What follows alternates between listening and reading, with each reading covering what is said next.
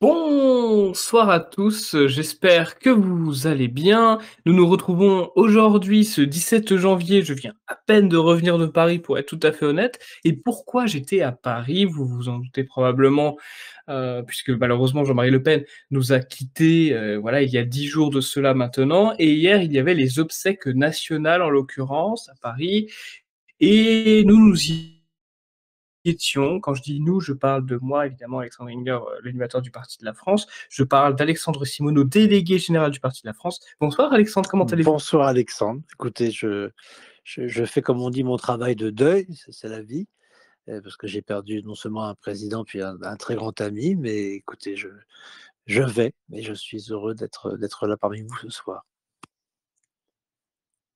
Merci beaucoup, effectivement, oui, on a perdu un grand homme politique et aussi une personne qui nous était proche. Et c'était également une personne qui vous était proche, Pierre-Nicolas Nupes, nouveau secrétaire général du Parti de la France. Comment allez-vous, Pierre-Nicolas? Et écoute, je vais bien, aussi bien qu'on puisse aller dans une période de deuil, Alex. J'espère que tu m'entends bien et que ça ne saccade pas trop. C'est vrai que je suis dans un endroit où il n'y a pas beaucoup de connexion. Je fais de mon mieux. Je trouve qu'on vous entend parfaitement bien, Pierre-Nicolas Nupes, et les auditeurs vous entendent très bien également. Eh bien, tant mieux, tant mieux. Et oui, donc nous faisons évidemment une émission sur, globalement, on va parler de cet hommage, comment ça s'est passé. On va parler aussi brièvement de la Trinité-sur-Mer, parce que vous saviez qu'il y a eu une obsèque plus privée avec 200 personnes maximum, 200 invitations et des actualités de la semaine comme d'habitude. On va directement commencer par hier, parce qu'on a des choses à dire et je fais une introduction un peu courte parce que le sujet est tellement gros, si vous voulez, que je peux pas me permettre de faire 10 minutes d'introduction. Il y aura énormément de choses à dire et on va commencer directement maintenant. Vous étiez tous les deux, Alexandre Simoneau et Pierre-Nicolas Nupes, ainsi que de nombreux cadres et militants du Parti de la France, bien entendu, à la cérémonie religieuse en hommage à Jean-Marie Le Pen en l'église Notre-Dame de Val-de-Grâce, à Paris. Quelles sont vos impressions et qu'avez-vous pensé du refus du DPS de laisser rentrer notre président Thomas Joly? Je laisse Euh, la parole pour commencer à Pierre-Nicolas Nupes et ensuite je laisserai Alexandre Simoneau. c'est dégueulasse. Tout simplement, c'est dégueulasse. Cela va à l'encontre de tous les principes de pardon chrétien. Cela va à l'encontre du principe de la cérémonie ouverte, puisqu'en réalité, ce n'était pas ouvert du tout, c'était simplement réservé à un certain nombre de personnes. Tu as parlé d'une cérémonie qui s'est déroulée à la Trinité-sur-Mer, c'était les obsèques qui étaient réservées à 200 personnes, dans, je cite, la stricte intimité familiale.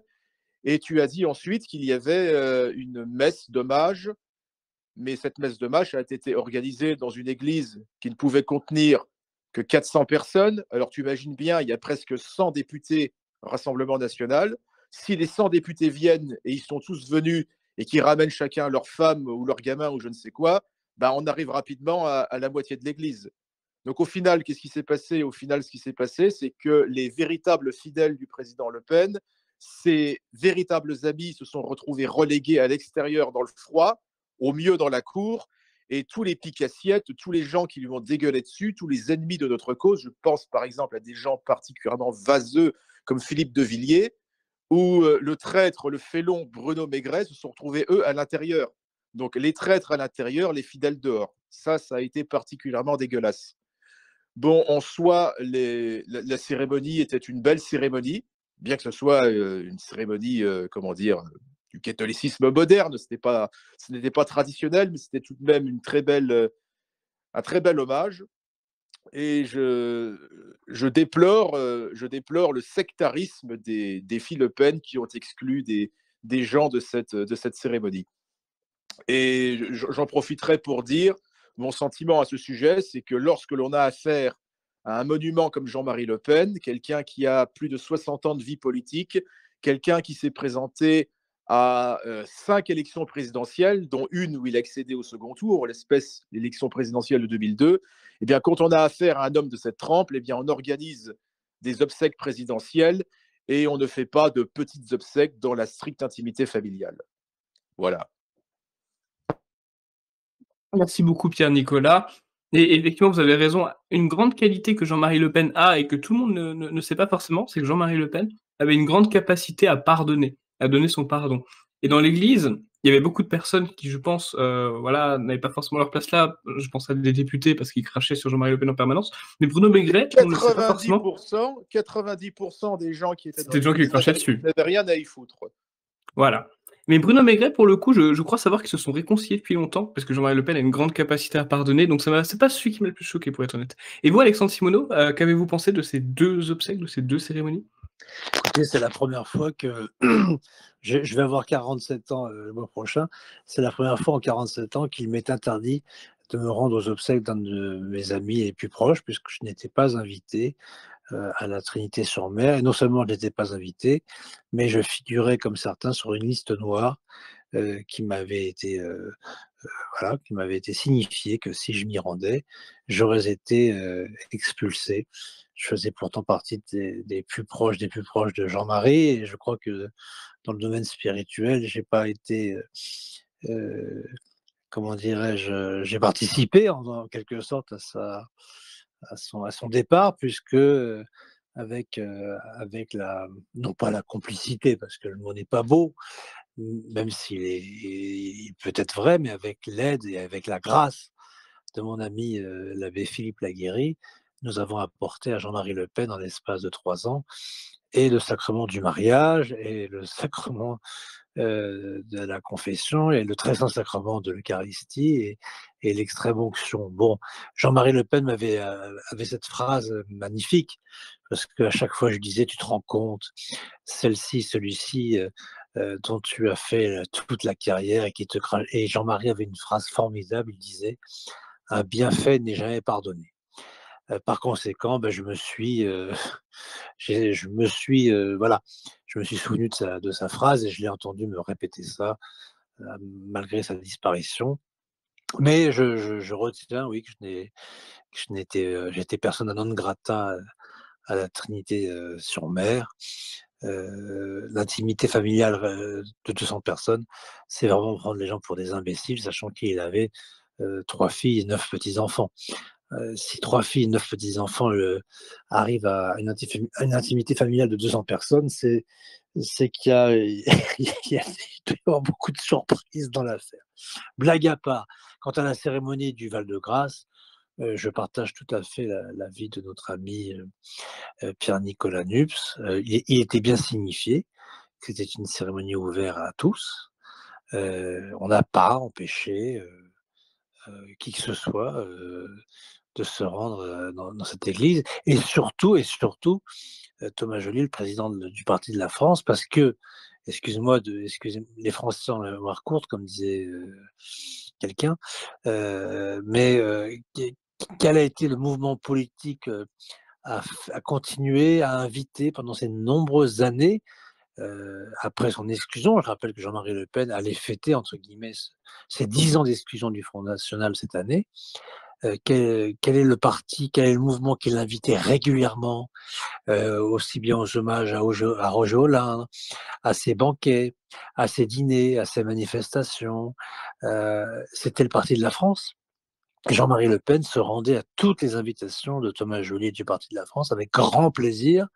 Je le dis d'autant plus que j'avais toujours la chance d'être dans sa voiture, soit en tant que chauffeur, soit en tant que garde du corps, et voilà, je trouve ça lamentable. C'est lamentable, mais ça ne m'étonne pas venant de toute façon des filles Le Pen. C'est sûr que oui, oui, comme disait Pierre Nicolas, l'église était remplie à 90 de gens qui lui ont craché dessus, mais bon, Heu, j'épargnerai sa deuxième fille, mais quand on regarde ce que lui a fait Marie-Caroline Le Pen en 1998, en partant avec Maigret, en vendant l'une de ses maisons de la Trinité, en liquidant, la société qu'il avait fondée qui s'appelle la SERP.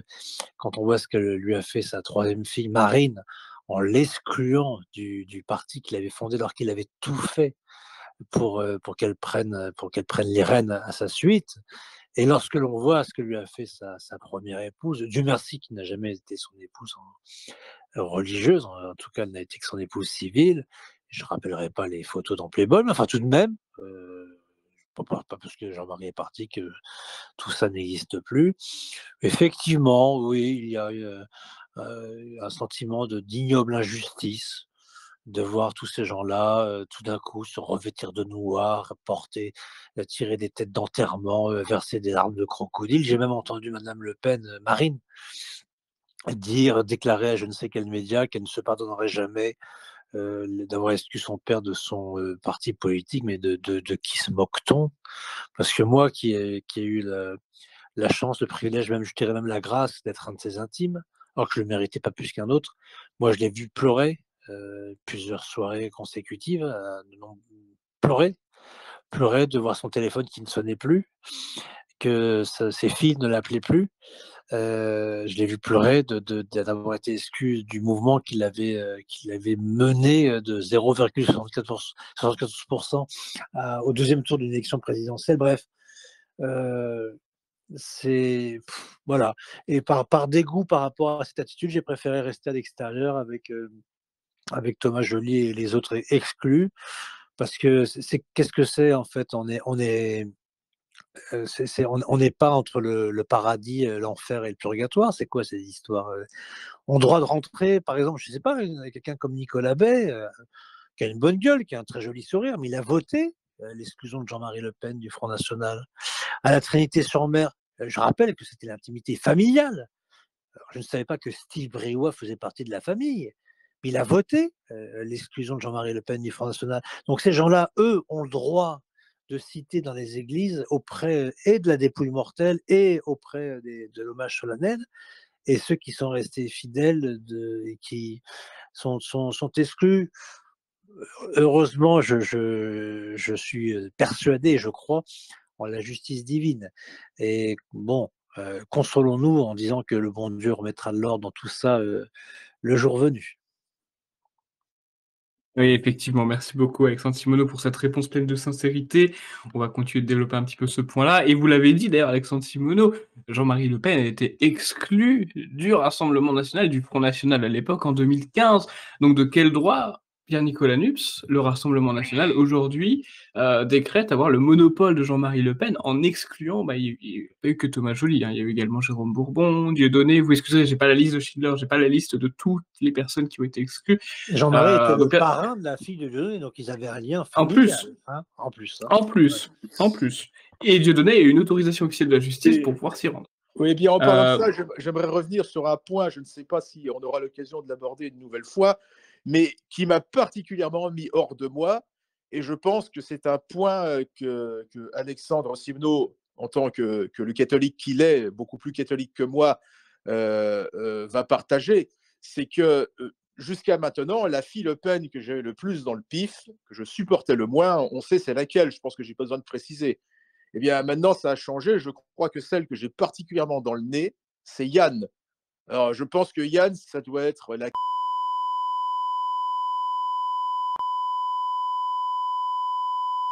coulée, si j'ose dire. Bon, maintenant que mon mentor est mort, je n'ai plus de raison de me retenir sur ces filles. C'est littéralement la. Euh, j'ai appris qu'elle s'était pris le chou, si j'ose dire, avec l'abbé Laguérie, dont Alexandre Simoneau a parlé, qu'elle avait interdit à l'abbé Laguérie de rendre visite à Jean-Marie Non, Le Pen. c'est pas exact, mais je vous laisse terminer, puis je raconterai la véritable histoire après. Voilà, J'en suis témoin, j'étais là. J'ai même il y a eu filmé un la scène. problème avec l'abbé, tu nous raconteras, il y a eu un problème avec l'abbé Laguérie, et parce que cette femme-là ne supporte pas l'abbé Laguérie pour la simple et bonne raison que l'abbé Laguérie était l'abbé qui a baptisé la fille de Dieudonné. Enfin, on en est là. Ça veut dire que cette femme va risquer de priver son père du ciel, elle va risquer de lui priver le ciel simplement parce qu'elle n'aime pas l'abbé, parce que l'abbé avait baptisé la fille de Dieudonné. Mais c'est absolument ignoble. Mais c'est Je, je, affreux. je pense qu'il y a une raison. C'est pas uniquement l'affaire de données. Je pense, parce que j'ai beaucoup réfléchi je Oui, pense parce qu'elle qu'il ne. aurait marié alors Non, Jeannie non, et, c'est parce que l'abbé Laguerre a marié Jean-Marie avec sa femme Jeannie, et oui, ben c'est voilà, c'est c'est ce ce que que je n'ont viens de pas dire. supporté les trois filles, voilà, c'est ça. D'accord, Ouais. mais en raison de ce fait-là, elle va risquer de priver son père des derniers sacrements, lui risquer de le priver du ciel à cause d'un truc aussi terre à terre. Alors Dieu merci, on était arrivé suffisamment à l'avance, Bah, Dieu j'étais là ce merci, oui. jour-là. On a on était en plus avec le Saint-Sacrement, donc moi j'avais très peur qu'il y ait une profanation, etc. Heureusement, l'abbé Laguérie avait eu le temps de confesser. On parle on est le 14 novembre, hein. Ça se passe à Saint-Cloud, à la clinique du Val d'Or. Et l'abbé Laguérie donc, a entendu Jean-Marie en confession, lui a donné la Sainte Communion, lui a donné l'extrême onction et lui a donné la bénédiction in articulo mortis. Alors, je traduis Tant mieux. pour ceux qui nous écoutent et qui ne sont pas latinistes. La bénédiction, qui est une bénédiction spéciale, à l'article de la mort. Et là, débarque, moi j'étais dans la salle d'attente, débarque en furie, effectivement, Yann, pour la citer, et qui débarque dans la chambre de son père sans même frapper, en disant à l'abbé Laguérie: «Mais que faites-vous là?» L'abbé Laguérie lui dit: «Excusez-moi, mais j'ai eu votre père au téléphone il y a 4 jours, il m'a demandé de venir». Elle dit: «Vous êtes un menteur». Alors l'abbé Laguérie lui dit: «Écoutez, je vous en prie, je suis prêtre, s'il y a un menteur dans cette pièce, c'est pas votre père, c'est pas moi, c'est vous». Et effectivement, moi, j'étais le premier témoin, puisque j'avais visité Jean-Marie le 11 novembre au soir, et je lui avais dit: «Est-ce que tu veux voir l'abbé Laguérie?» Il m'a dit: «Oui». Je lui ai dit: «On l'appelle». Donc nous avons appelé l'abbé Laguérie avec mon téléphone, et j'avais mis le haut-parleur. Ils se sont parlé, et Jean-Marie avait demandé à l'abbé Laguérie: «Est-ce que vous pouvez venir me voir?» L'abbé a dit: «Je consulte mon agenda, je peux venir vous voir jeudi». Et Jean-Marie lui a dit: «Je vous attends jeudi». Et puis voilà. Et donc Yann n'a pas supporté de voir l'abbé Laguérie. Mais je rappellerai quand même que les filles Le Pen sont bien ingrates, parce que si leurs filles et leurs fils ont pu être baptisés à l'époque où les curés conseillères fermaient Refusez de le leurs faire. églises, c'était à Saint-Nicolas, fermaient leurs églises aux membres du Front National, si les petits-enfants Le Pen ont pu être baptisés, c'est à Saint-Nicolas du Chardonnay, dont l'abbé Laguérie était à l'époque le curé. Voilà, donc j'ai assisté à cette scène que j'ai filmée d'ailleurs, et j'ai conservé cette vidéo précieusement, parce que s'il y avait des mensonges, ou même imaginons le pire, des poursuites judiciaires, j'ai le document qu'il faut pour bien montrer que l'abbé Laguérie, après, heureusement avoir administré tous ces sacrements, a été foutu à la porte d'une manière tout à fait scandaleuse. D'abord parce qu'on ne traite pas les gens comme ça, et surtout, et encore moins un saint prêtre de Dieu qu'il est, et qui est venu Il simplement vient pour créer les derniers à la sacrements. demande de Jean-Marie Le Pen, lui donner les derniers sacrements. Et après, en plus, miracle, alors qu'il était à l'article de la mort, après avoir reçu la bénédiction finale, Jean-Marie Le Pen s'est mis à chanter catholique et français toujours. Et ça, c'était un moment extrêmement émouvant. Je n'ai pas pu l'embrasser ce jour-là, justement à cause de l'arrivée en furie de Yann Le Pen. Bon, bah, écoutez, en tout cas, j'étais content de partir en bodyguardant maintenant, à ce moment-là, la belle Thierry, parce que j'ai vraiment cru ça allait finir en. Enfin, il aurait su se défendre, c'est pas le problème. Parce que Un moi, acte personnellement, héroïque de ta part. je me suis fait agripper par Yann Le Pen, je me suis fait jeter au fond de l'ascenseur, et elle m'a dit: t'as pas intérêt à te ramener le jour des obsèques. Donc déjà, ce jour-là, j'étais déjà privé d'obsèques, alors que le président, il lui restait 2 mois à vivre. Mais voilà, je raconte ça parce que c'est la vérité, tout simplement. J'y ai assisté, et c'est tout à fait lamentable. Mais de toute façon, les filles Le Pen n'ont jamais été catholiques, et encore moins traditionnalistes, parce que bon, c'est vrai qu'avec l'Église conciliaire maintenant, tout le monde est sauvé, tout le monde va au paradis. On n'a pas besoin de se confesser, on n'a pas besoin d'aller à la messe le dimanche, on peut faire ce qu'on veut. Et les prêtres de la tradition, quels qu'ils soient, mais l'abbé Laguérie en tête, évidemment, parce qu'il est assez énigmatique, ah ben, ils viennent rappeler le contraire. Et encore une fois, c'est de la jalousie, parce que je le dis, hein, sans aucune exagération, l'abbé Laguérie était le prêtre préféré de Jean-Marie Le Pen, qui a dû rencontrer des centaines de soutanes dans sa vie, mais c'était son prêtre préféré. Et je pense que si ce n'avait pas été l'abbé Laguérie, bah, c'est pas évident que Jean-Marie Le Pen se serait marié d'abord religieusement, et aurait accepté de recevoir le dernier sacrement. Je pense que cette complicité, cette amitié profonde qu'ils avaient l'un envers l'autre a permis cette grâce que Jean-Marie voulait, puisqu'il a toujours dit oui, on l'a poussé à rien. Il voulait partir en paix avec ce qui a toujours été sa foi, la foi catholique, qu'il tenait de ses parents, de ses grands-parents, la foi catholique de toujours, qu'il a toujours défendue. Voilà. Très bien.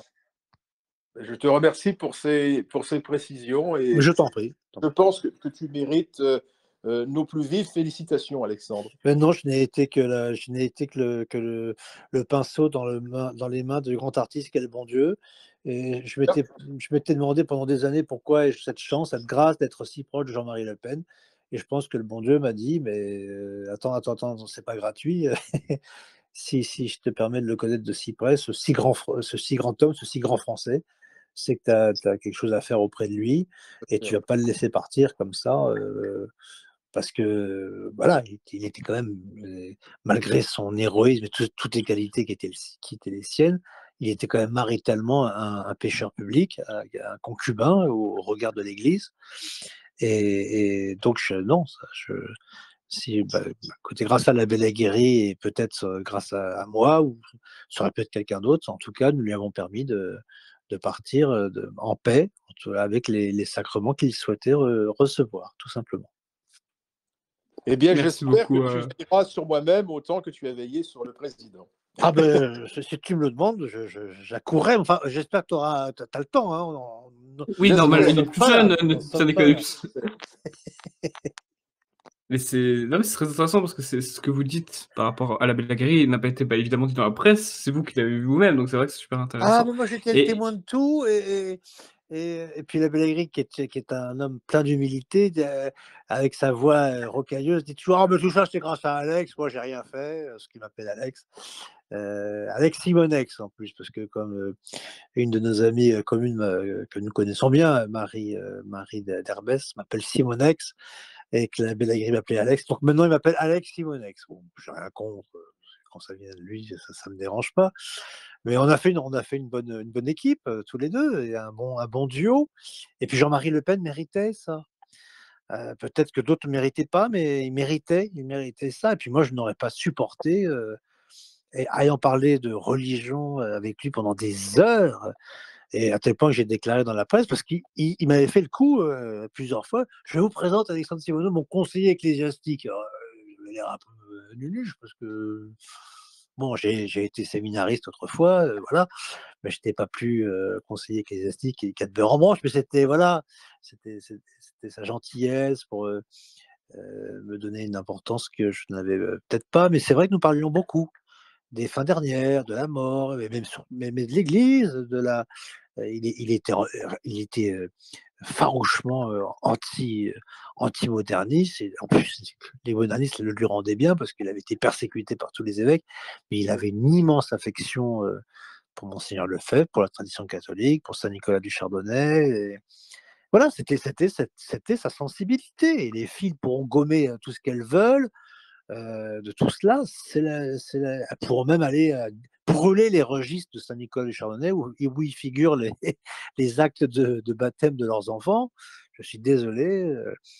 À chaque fois que Jean-Marie Le Pen enterrait quelqu'un ou qu'il faisait célébrer une messe pour un de ses amis défunts, c'était à Saint-Nicolas du Chardonnay, parce que voilà, pour lui, c'était son bastion, c'était le lieu qui représentait le plus la foi telle qu'il l'avait connue. Il n'a jamais supporté la nouvelle messe, il n'a jamais supporté le concile, il n'a jamais supporté. Il y a une vidéo très drôle où il parle de ces évêques gauchistes avec le col roulé qui se cache au fond entre la Ligue des droits de l'homme et le Grand Orient de France. Moi, je pensais qu'il parlait d'une autre communauté, moi, quand il parlait de ça. Non, le col roulé, c'était ça, c'était les évêques. Alors, je pensais que le col roulé, ça faisait référence à une autre chose. Non, pas du tout. Non. C'était parce que les évêques sont en civil, c'est ça. Et c'est vrai qu'ils portent, au lieu de porter le col romain, ils portent le col roulé. Alors après, c'est peut-être une autre signification, mais non, il parlait des évêques gauchistes. Ça devient un pléonasme d'ailleurs en France, parce que maintenant. Je me souviens qu'en 2002, je n'avais que 10 ans, mais j'avais quand même bien étudié la question par la suite. C'est que la première organisation, si j'ose dire, à s'être opposée à l'arrivée de Jean-Marie Le Pen au second tour de l'élection présidentielle, eh bien, ce n'était pas la CGT, ce n'était pas le Parti communiste, c'était l'Église catholique française. Tout à fait, c'était la Confédération des évêques de France. Il l'a dit à plusieurs reprises, c'était les premiers. Ils sont montés au filet, là, tout de suite. Pour appuyer tes dires. Ah bah surtout pour faire plaisir je sais pas, à leurs copains francs-mac. Il faut quand même rappeler que le père de Monsieur Barouin, qui, avant de se tuer dans un accident d'avion, le père pas, donc pas le Barouin actuel, mais son père qui était grand maître du Grand Orient de France, se vantait à l'époque, avant de se tuer, d'avoir déjà une trentaine d'évêques français qui étaient affiliés au Grand Orient de France, à l'époque. Et je vous parle d'une époque que les moins de 20 ans ne peuvent pas connaître. Imaginez maintenant. Voilà. Donc ce n'était pas étonnant que les évêques furent anti-Le Pen, comme le fut d'ailleurs le très vertueux abbé Pierre, qui à toute occasion vomissait sur Jean-Marie Le Pen. Il faut dire que maintenant on découvre que c'était un modèle de vertu. Et il y a toujours un retour de bâton, si j'ose dire. Si j'ose prendre cette expression, il y a toujours des retours de bâton assez drôles dans la vie.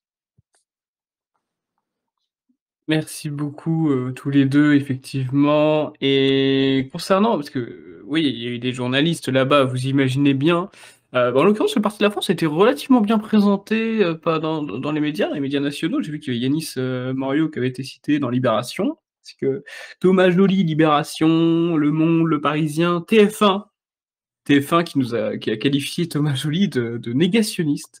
Oui. Alors je ne sais pas sur Ils vont quel devoir s'excuser. Je l'apprends ils ce vont devoir soir, s'excuser, oui.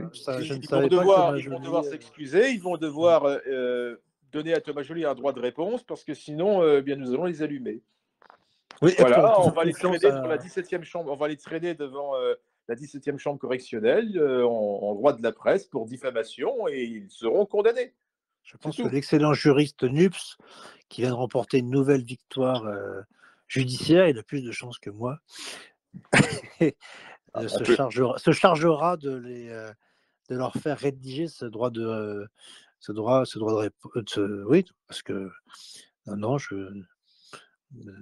Thomas Joly n'a jamais été ni condamné, ni poursuivi, ni suspecté d'un quelconque délit de négationnisme. Oui, tout à fait, non, tout à fait, je leur mets au défi quand même de trouver une seule déclaration, qu'elle soit écrite ou audio ou je ne sais pas quel autre format, qui pourrait laisser penser que, il y a du négationnisme ou de la promotion du négationnisme de la part de Thomas Joly ou même du Parti de la France. C'est Nous absolument n'allons pas n'importe nous quoi. étendre sur ce sujet, puisque ce n'est pas Oui, bien l'objet sûr. de ce soir, mais en tout cas, ils vont devoir s'excuser, et s'ils ne le font pas, nous les poursuivrons et nous les ferons condamner, c'est tout. Absolument, Ça renflouera absolument. les caisses du Parti de la France. Très très bien. Voilà. Il ne faut pas Pour hésiter. payer les procès de ses membres. Voilà. Oui. Même s'ils les gagnent, ce n'est pas un problème de procès, c'est qu'il faut payer les avocats. Les bons avocats qui font gagner les procès. Non, Enfin, c'est pas le débat. On en rigole, et ce que vous dites est bien sûr vrai, mais ce n'est pas seulement une question d'argent ni de quoi que ce soit. La question est qu'il faut fournir une réponse à ces gens. Oui, puis on ne dit pas tout et n'importe quoi sur les parce que si on ne fournit pas de réponse à ces gens, ils vont penser qu'ils peuvent dire n'importe quoi et qu'il n'y aura pas de conséquences. Là, ils se permettent d'écrire des choses sur nous, en l'espèce des choses qui sont fausses, des choses qui sont diffamatoires, puisqu'on nous accuse de commettre des délits que l'on ne commet pas, puisque nier l'existence des sacro-saintes chambres à gaz, eh bien, c'est un délit dans ce pays, c'est puni par la loi Guesso. Et quand on vous accuse de commettre un délit, eh bien, il faut que ce soit vrai. Si ce n'est pas vrai, cela s'appelle une diffamation. La diffamation, c'est un délit qui est prévu par le droit de la presse, voilà, l'article 24 de la loi de presse de 1881. Et on ne peut pas permettre à ces gens d'avoir des conséquences dans nos vies en nous jetant en pâture devant des dizaines de milliers de lecteurs sans que l'on réagisse en retour. Donc nous allons réagir, et puis si jamais ils ne font pas ce qu'on leur demande, eh bien on les poursuivra et on les fera condamner, tout simplement. Tout à fait, tout à fait. Et pour finir cette représentation médiatique, Thomas Joly et même moi-même, on a été cités et on est apparu sur France 2 et France Info. Donc voilà, le Parti de la France a pu s'exprimer, on a pu expliquer que nous étions... Excellente publicité pour ceux qui ignoreraient notre existence. C'est très bien. Pas de manière glorieuse, malheureusement, mais c'est vrai. Peu importe ce qu'on en dit, pourvu qu'on en parle. C'est une grande phrase de Jean-Marie Le Pen. Tout à fait. Tout à fait. Et d'ailleurs, je suis un peu étonné parce que je sais plus si c'était M6 ou France Info, peu importe.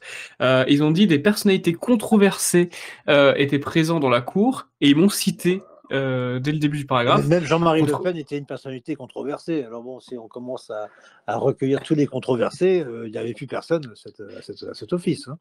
Mais bon. Dans la cour, il y a une dizaine de personnes qui sont venues me voir et qui m'ont dit: «Eh, on vous reconnaît, vous êtes le Parti de la France, on soutient le Parti de la France». Controversé de rien du tout. On aurait dû Controversé de venir rien avec du des tout. bulletins d'adhésion. C'est bête. C'était C'était le moment absolument de. n'importe quoi. Oui, tout à fait. Ah oui, c'était absolument n'importe quoi. Mais bon, c'est journaliste après. On va continuer si vous voulez bien. On va pas rester sur le match. On va parler de Jean-Marie Le Pen en tant que tel et notamment de votre relation avec lui, puisque nous trois, nous le connaissions personnellement. On va commencer par Alexandre Simoneau. Est-ce que vous pourriez nous décrire le lien que vous avez avec lui? En plus, vous, c'est un lien je vais dire qui commence à dater, mais qui est long, quoi, qui Bah, est le c'est un plus long de lien, nous trois. c'est un lien plus qu'affectif, plus qu'amical, puisque nous avons un double lien spirituel, il m'a fait l'honneur d'être mon témoin de mariage en 2008, hein, ça date pas d'hier, et il m'a fait en plus l'honneur d'être son témoin de mariage religieux en 2021. Et nous avons été mariés toujours par le même prêtre, l'abbé Philippe Laguiré, mais ça nous donne un lien pour l'éternité, effectivement, parce que j'ai eu la chance, la grâce d'être son proche, son ami, et puis d'avoir ce lien spirituel avec lui. Et je dois dire qu'en perdant Jean-Marie Le Pen, j'ai perdu plus qu'un ami, plus qu'un frère. J'ai perdu à la fois une sorte de troisième grand-père, mais aussi un maître dans dans beaucoup de domaines, en politique bien évidemment, mais dans beaucoup de choses. Et ce qui m'a toujours beaucoup édifié chez lui, c'est son immense simplicité, sa grande humilité. C'est un homme qui était extrêmement abordable. Et je lui posais la question, parfois je lui dis: «Ça te fait quoi d'être connu partout où tu vas?» Il me dit: «Je n'ai strictement rien à foutre». Et ça l'a dit. Il avait une totale indifférence par rapport à ce qu'on appelle le vedettariat. Voilà, être connu et connu par, ça ne lui faisait rien. Je lui dis: «Mais quand tu montais sur scène, tu étais adulé par des milliers de personnes, que tu levais les bras», je dis: «Ça te faisait». Il me dit: «Oui, mais voilà, c'était pour leur faire plaisir, j'étais leur chef». Mais voilà, il avait c'était quelqu'un qui était très abordable et il disait toujours cette phrase célèbre entre un dîner, voilà, dans un grand restaurant parisien très chic, et puis une petite bière avec un jambon beurre avec des copains, sur le zinc d'un bistrot du quartier. Je choisirais toujours la deuxième formule parce que voilà, il n'a jamais eu la grosse tête. Il est toujours resté très, voilà, très l'homme qu'il était. Il a eu la chance d'avoir des héritages, des aides qui ont fait de lui quelqu'un de fortuné, surtout indépendant, mais il n'a pas oublié qu'il venait d'un milieu simple, voilà, qu'il avait été pupille de la nation et qu'il avait galéré, il avait exercé des métiers très pénibles pour gagner sa vie, pour financer ses études.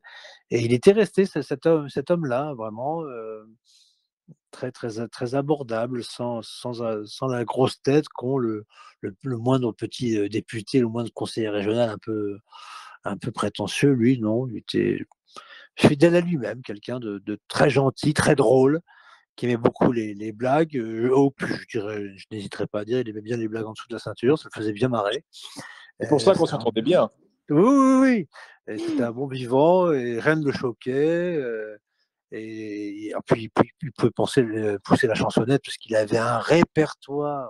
Ça allait des cantiques, des cantiques traditionnalistes les plus purs aux chansons les plus paillardes. Il avait un répertoire de chansons dont il connaissait tous les refrains et tous les couplets. C'était tout à fait impressionnant. Impressionnant. Un bon vivant et vraiment quelqu'un qui animait la soirée sans en être forcément au centre, mais toujours très aimable et qui allait parler avec le. Et voilà, quand quelqu'un venait lui serrer la main, lui dire bonjour, il dit ça va, et il se donnait la peine voilà, de saluer cette personne comme il aurait salué l'un de ses collaborateurs qu'il voit tous les jours. Voilà, c'était vraiment quelqu'un de très abordable, de très gentil, de très bon, et puis de très miséricordieux. On l'a dit au début de l'émission, mais mon Dieu, il a été capable de pardonner, de pardonner, de pardonner toute sa vie. aussi bien à des collaborateurs qu'à des personnes les plus proches de sa propre famille, toutes les saloperies qu'il s'est ramassées dans la figure et qui, moi, me disait à la fin qu'il était blindé, il parlait pas de l'argent, hein, il parlait de ce qu'on pouvait lui dire, ou de toutes les calomnies, toutes les diffamations qu'il a pu subir. Il me disait: «Oui, je suis blindé», plus rien ne l'atteignait. Voilà, il avait tout supporté, tout entendu, tout écouté, tout vu, contre lui. Donc ça lui avait donné, voilà, ce détachement, par rapport à la connerie, qui était, heu, qui était en face de lui. Merci beaucoup Alexandre Simoneau de nous avoir expliqué le lien que vous entreteniez avec, Jean-Marie Le Pen. Maintenant, à vous, Pierre Nicolas, de vous décrire. Quel était votre lien avec Jean-Marie Le Pen? Alors, eh bien, tout d'abord, je ne dis pas ça parce qu'il est présent, mais je vais en profiter. Je tiens à préciser que si j'ai eu le lien que j'ai eu avec Jean-Marie Le Pen, eh bien, c'est grâce à une personne et une seule. C'est grâce, à Alexandre Simoneau.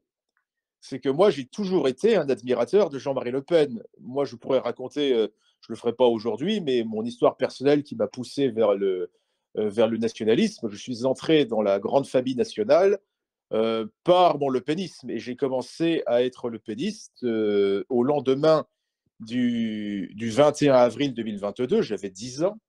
J'avais 10 ans et pour moi, il n'y a pas eu de 21 avril 2022. Chez moi, c'était une soirée 2002, 2002, 2002. 2002, pardon, 2002, il n'y avait pas eu de soirée particulière. Mes parents sont des gens qui ne sont pas particulièrement politisés, ils ne sont pas du tout d'extrême droite, mais ce ne sont pas non plus des gens de gauche. Quoique, si les jeunes d'aujourd'hui entendraient mon père parler de politique, ils se diraient, bon, bah, c'est un mec d'extrême droite, mais pas du tout. Chez moi, il n'y a eu aucune réaction, aucune hystérie particulière. Mon père a déclaré, bon, bah, c'est Le Pen et Chirac, c'est tout. Ma mère n'a rien dit du tout. Et c'est le lendemain que je me suis aperçu de l'hystérie qui régnait dans ce pays.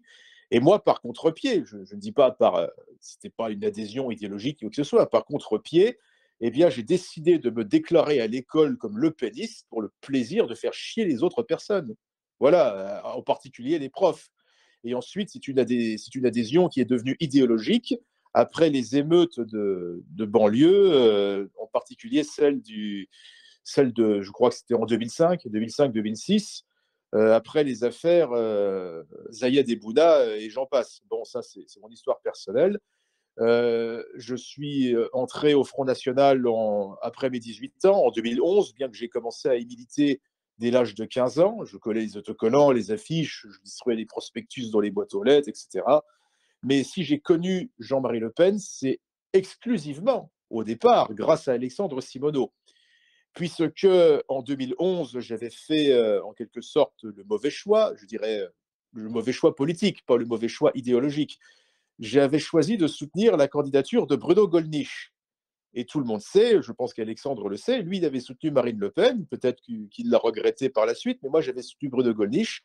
Et comme tous les soutiens de Bruno Gollnisch, je me suis retrouvé à la porte. Voilà, donc moi, je n'avais pas été exclu officiellement, je n'ai jamais reçu de lettre d'exclusion officielle, mais disons qu'on ne m'a pas renouvelé ma mission de secrétaire départemental du FNJ. J'ai commencé à ne plus être invité nulle part, et à la fin, je me suis retrouvé bien, dans des structures peut-être un peu plus turbulentes, je pense notamment au GUD et à l'œuvre française. Et à cette époque-là, il m'était totalement impossible d'accéder à Jean-Marie Le Pen. Et je n'ai pu accéder à Jean-Marie Le Pen que grâce à Alexandre Simoneau. Je me souviens, c'était à Taverny en 2014 pour un Beaujolais nouveau. Voilà, Alexandre Simoneau avait organisé un Beaujolais nouveau à Taverny. Je m'y étais inscrit et Alexandre Simoneau ne me connaissait pas plus que ça, mais il ne m'avait pas exclu, je dirais, de cet événement. J'ai pu m'y rendre et là, j'ai rencontré d'abord la femme de Jean-Marie Le Pen, j'ai rencontré Jeannie Le Pen, et c'est Jeannie Le Pen qui m'a présenté à Jean-Marie. Et je me souviendrai toujours ce qu'elle m'avait dit la première fois qu'elle m'a vu. Elle m'a dit: «Oh monsieur, parmi tous les hommes qui sont présents dans cette pièce, vous êtes l'homme le mieux habillé avec Jean-Marie.» Alors t'imagines, moi, le péniste que j'étais, la fierté que ça pouvait me procurer en moi, je ne me sentais plus pissé, comme on dit vulgairement. Et ensuite, elle m'avait présenté à son mari. Et ensuite, le lien a fini par se tisser petit à petit au fil d'événement en événement. Et je me suis surtout rapproché de Jean-Marie Le Pen par le biais des comités Jeanne, puisque comme tu le sais, il a été exclu du Front National en 2015. Moi, dès qu'il a été exclu, avant même que l'on sache comment s'appelait la structure, je ne savais même pas que ça s'appellerait les comités jeunes, je m'y suis immédiatement inscrit. Et ensuite, de fil en aiguille, de fréquentation en fréquentation, eh bien Jean-Marie Le Pen est devenu mon mentor. C'était d'abord mon président, il est devenu mon mentor, et enfin, il est devenu un ami. Mais c'est sans commune mesure avec la relation qu'entretenait Alexandre avec le président, puisque lui, il le connaît depuis plus de 25 ans. Moi, je ne l'ai connu qu'une dizaine d'années. Mais au moins, j'ai eu la chance et le privilège de l'avoir connu. Donc voici pour mes liens avec Jean-Marie Le Pen, et je pense que avec le recul, si on me demande si j'ai des regrets par rapport au choix politique que j'ai fait, eh bien, je dis non, absolument aucun, puisqu'il est absolument évident que si j'avais rejoint Marine Le Pen en 2011, si je n'avais pas soutenu Bruno Gollnisch, je n'aurais peut-être pas, je ne vais pas dire sombré, mais je ne serais peut-être pas allé vers les structures les plus radicales de l'extrême droite. J'aurais été beaucoup plus présentable et moins sulfureux que maintenant. À cette heure-ci, je serais probablement député ou au minimum conseiller régional, mais je n'aurais peut-être jamais connu Jean-Marie Le Pen. Et pour moi, le fait d'avoir connu Jean-Marie Le Pen et de l'avoir côtoyé comme un ami, je l'ai invité à son anniversaire et ainsi à d'autres événements qu'il organisait chez lui. Pour moi, c'est un immense honneur et un immense privilège, et cela surpasse bien plus tous les autres mandats hypothétiques ou potentiels que j'aurais pu avoir et dont je n'ai, comme Jean-Marie Le Pen, absolument rien à foutre. Et ça, c'est quelque chose que je n'avais peut-être jamais dit à Alexandre Simoneau, mais maintenant il est au courant. C'est grâce à lui que je dois mon lien avec Jean-Marie Le Pen. Et Alexandre, je te remercie. Mais je t'en prie, et sache bien que lorsque j'ai vu ton nom figurer parmi les inscrits à cette grande fête du Beaujolais, je savais par des militants du Val d'Oise, je savais très bien qui tu étais, et quel était ton parcours, et tu étais le bienvenu. Donc c'est en parfaite connaissance de cause que je, entre guillemets, prenais le risque de t'accepter parmi Oui, nous. tout à fait. Mais je savais très très bien qui tu étais, et moi je me félicitais de te recevoir. Parmi tous les militants, voilà. Moi, on n'était pas au Val-de-Grâce ni à Trinité-sur-Mer, il n'y avait pas d'exclusion. C'est vrai, Tout le je me monde souviens était qu'à le l'époque, bienvenu. je me souviens, bon maintenant je pense qu'on peut le dire, à l'époque je n'aurais pas osé le révéler publiquement, mais tu m'avais dit, on se connaissait à peine plus que ça, tu m'as fait suffisamment confiance pour me le dire, tu m'avais dit, oh, tu sais, moi, entre Benedetti et Filippo, le choix est vite fait. Ah, ça c'est sûr, puis si le choix était à refaire aujourd'hui, il est vite fait aussi. Ça, on est certain, il n'y a pas de problème, il n'y a aucun souci. Non, tu étais le bienvenu et je savais très bien qui tu étais, sans plus te connaître, mais tu étais le bienvenu auprès du président, et je suis très heureux que tu aies pu le fréquenter par la suite. Et voilà, c'est la C'est comme vie. cela d'ailleurs que toi et moi Voilà. sommes devenus amis au départ. Oh, mais plus que ça, on est respectivement secrétaire général et délégué général comme quoi on se retrouve. Voilà, c'est la providence, toujours. Absolument, merci. Et que des Oui, vas-y. preuves, dans ce grand combat que nous menons, et on s'aperçoit souvent que les pires des adversaires, les pires des ennemis ne sont pas forcément en face, ils sont souvent dans nos rangs, hein, c'est terrible. C'est comme, enfin, dans nos rangs. Ils sont partout, mais souvent parmi les traîtres que l'on côtoie, et on s'aperçoit dans les épreuves qu'ils ne sont pas forcément du bord que l'on espérait qu'ils soient. Voilà. Ah oui, oui, ça c'est clair. Et du coup, bah, moi de mon côté, pour raconter brièvement ma relation avec Jean-Marie Le Pen, alors moi je suis un peu plus jeune que Pierre-Nicolas Lus. Par exemple, quand lui il s'est déclaré candidat pour être, c'était au comité Jeanne, élection législative 2017, si je ne dis pas de bêtises, bah moi j'étais mineur à ce moment-là. Donc je n'étais pas du tout prêt de rencontrer Jean-Marie Le Pen à ce moment-là. Je le connaissais de réputation comme tout le monde. Il a été mon inspiration politique principale depuis mes 11 ans, puisque j'ai eu Internet à ce moment-là. Donc forcément, qui dit Internet, dit YouTube, dit les discours, dit les débats. Et comment ne pas être attiré par un personnage aussi atypique que Jean-Marie Le Pen, bien évidemment, et aussi franc et authentique. C'est ça que j'ai aimé déjà, même à l'époque. Donc, Forcément, moi, c'était grâce à une personne qui est Thomas Joly, le président du Parti de la France, puisque j'avais rejoint le parti, en 2022, si je ne dis pas de bêtises, mars 2022. Comme beaucoup, suite à des déceptions et voire un dégoût de la part du Rassemblement national et de son fonctionnement. Et donc, puisque moi je voulais faire de la politique authentique, voilà, sans me cacher, en m'éloignant le plus possible des perversités qui me réprouvaient, j'ai rejoint le Parti de la France. Je me suis plutôt bien entendu avec Thomas Joly, on peut dire même qu'on est amis, et il m'a donné l'opportunité, il m'a donné ma chance de rencontrer à plusieurs reprises Jean-Marie Le Pen, que ce soit à des repas ou même chez lui pour des tournages. Avec Jean-Marie Le Pen, par exemple, il y a eu des moments assez uniques où on regardait les matchs de rugby, où on regardait les informations pour les commenter. Et si on doit parler du couple Le Pen, j'ai la petite anecdote d'avoir appris à Jeannie Le Pen, sa femme, à utiliser un ordinateur. Voilà, c'est des petits souvenirs qui pourront jamais sortir, de ma tête. C'est des souvenirs, tout à fait chaleureux. Donc oui, déjà je remercie Thomas Joly et le Parti de la France, bien entendu. Et j'ai été très content d'avoir eu ce lien avec, Jean-Marie Le Pen, en sachant mon âge, c'était pas forcément gagné parce qu'on a quand même, 70 ans d'écart, 71 ans d'écart, et bah, je suis très, très fier d'avoir pu, le côtoyer. Revenons directement sur le lien du parti avec Jean-Marie Le Pen. Je vais d'abord commencer avec vous, Alexandre Simoneau, en tant que délégué général. Quelle était la relation du Parti de la France avec Jean-Marie Le Pen? On est bien sa continuité, rassurez-moi. Le Parti de la France, il est fondé, si je ne m'abuse, en 2009, hein, quelque chose comme ça. Il est fondé pour la simple et bonne raison que, l'on s'aperçoit très vite que Marine Le Pen prend de plus en plus d'influence dans le mouvement et que cela déplaît à toute la base, des anciens. Martine Le je citerai Roger Hollande, je citerai Martial Bill, je citerai les époux, Christian et Myriam Beckrouth, et cetera, et cetera, Michel Baivet, qui s'aperçoivent que non seulement elle n'a pas nos idées et qu'elle va, entreprendre cette entreprise de dédiabolisation absurde, car, être diabolisé par le diable est un honneur, et lorsqu'on est diabolisé par le diable, ça veut dire qu'on est dans la vérité, dans la sainteté même, hein. Enfin, c'est le principe des exorcismes. Donc, pourquoi se dédiaboliser d'un système qui est le mal absolu? Bon, alors c'est pour ça que Karl Lang, notre fondateur, a suscité et créé ce mouvement. Et au départ, évidemment, bon, ben, Jean-Marie restait au Front national, mais qu'est-ce qui a déclenché? Voilà, il y a l'arrivée de Marine Le Pen, donc le 16 janvier 2011 à la tête du Front national. Elle est élue immédiatement. Roger Hollande, qui dédicaçait ses bouquins, à Tours, au Congrès, s'est barré, hein, tout simplement.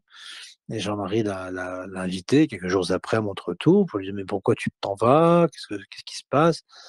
Et Roger lui dit: «Mais Jean-Marie, ta fille n'a jamais eu tes idées, elle n'a pas tes idées, heu, et tu verras, elle te foutra à la porte de ton parti.» Et Jean-Marie, disait: «Mais c'était strictement arrête, c'est impossible.» Et moins de 4 ans plus tard, c'était fait. Voilà. Et par conséquent, Jean-Marie Le Pen s'est bien aperçu que les fondateurs et les cadres et les militants du Parti de la France avaient eu raison, de prendre leur distance, de se méfier et de créer cette bouée de sauvetage, ce voilà, qu'est le Parti de la France pour continuer le combat voilà, du Front national canal historique, et pas le Front national canal hystérique qu'il est devenu aujourd'hui. D'ailleurs, il s'appelle plus le Front national. C'est le plus beau service que Marine Le Pen a pu nous rendre, c'est de changer le nom de son parti qui nous, voilà, qui permet de ne pas salir la mémoire de tous celles et ceux qui se sont battus pour le Front national, parce que c'est un mouvement maintenant puis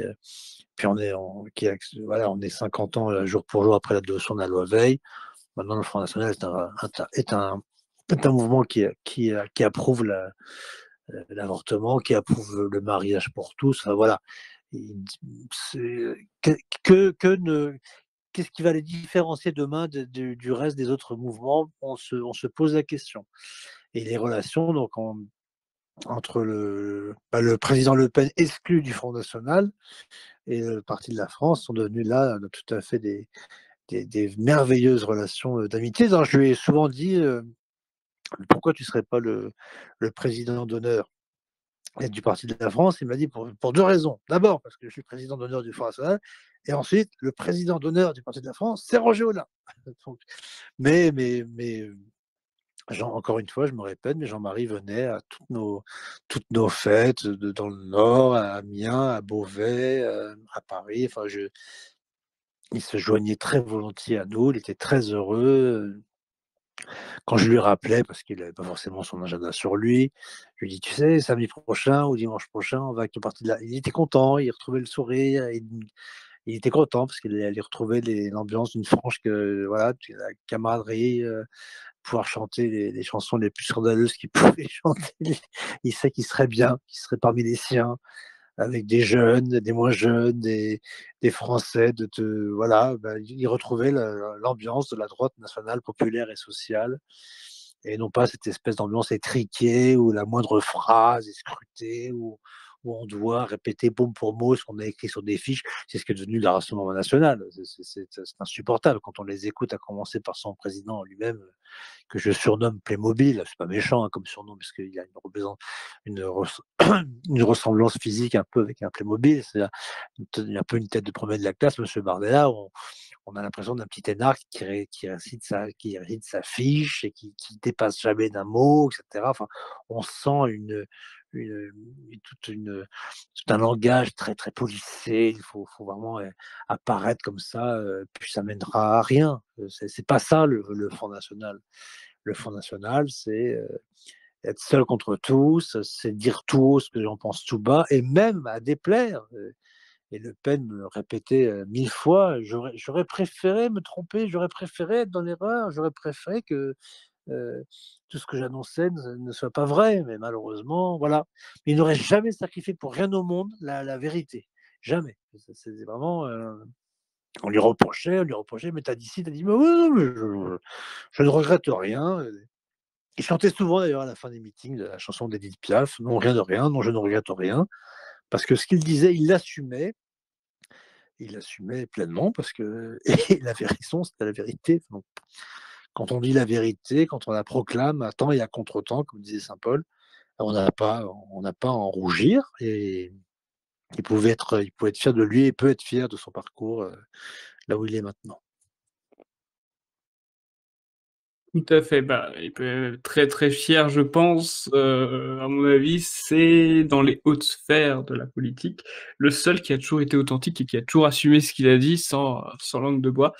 Donc c'est une fierté qu'on ne pourra jamais lui enlever. Et une qualité assez exceptionnelle en France. Je passe à vous maintenant, Pierre-Nicolas Nupes. Vous, Ouais. vous êtes le secrétaire général du Parti de la France. Alexandre Simoneau, en tant que délégué général, nous a expliqué notre relation avec Jean-Marie Le Pen. Vous, qui êtes le nouveau secrétaire général du Parti de la France, est-ce que vous allez continuer à honorer, comme l'a fait Bruno Hyrou quelque part, les idées de Jean-Marie Le Pen, à honorer le menhir? Bien sûr, nous allons non seulement continuer à honorer le menhir, mais je pense que d'ici l'année prochaine, il n'y a pas besoin d'aller plus loin que ça, d'ici l'année prochaine, il n'y aura plus que nous à le faire. Parce que là, on avait l'effervescence médiatique due au décès triste mais attendu de Jean-Marie Le Pen. Là, il y a tout le monde qui est présent, veut se prendre en photo à la sortie de l'église, etc. Mais l'année prochaine, il n'y aura absolument personne lorsqu'il s'agira d'organiser une commémoration en l'honneur de Jean-Marie Le Pen. Ça, on peut en être sûr et certain. À la fin, il n'y aura plus que nous.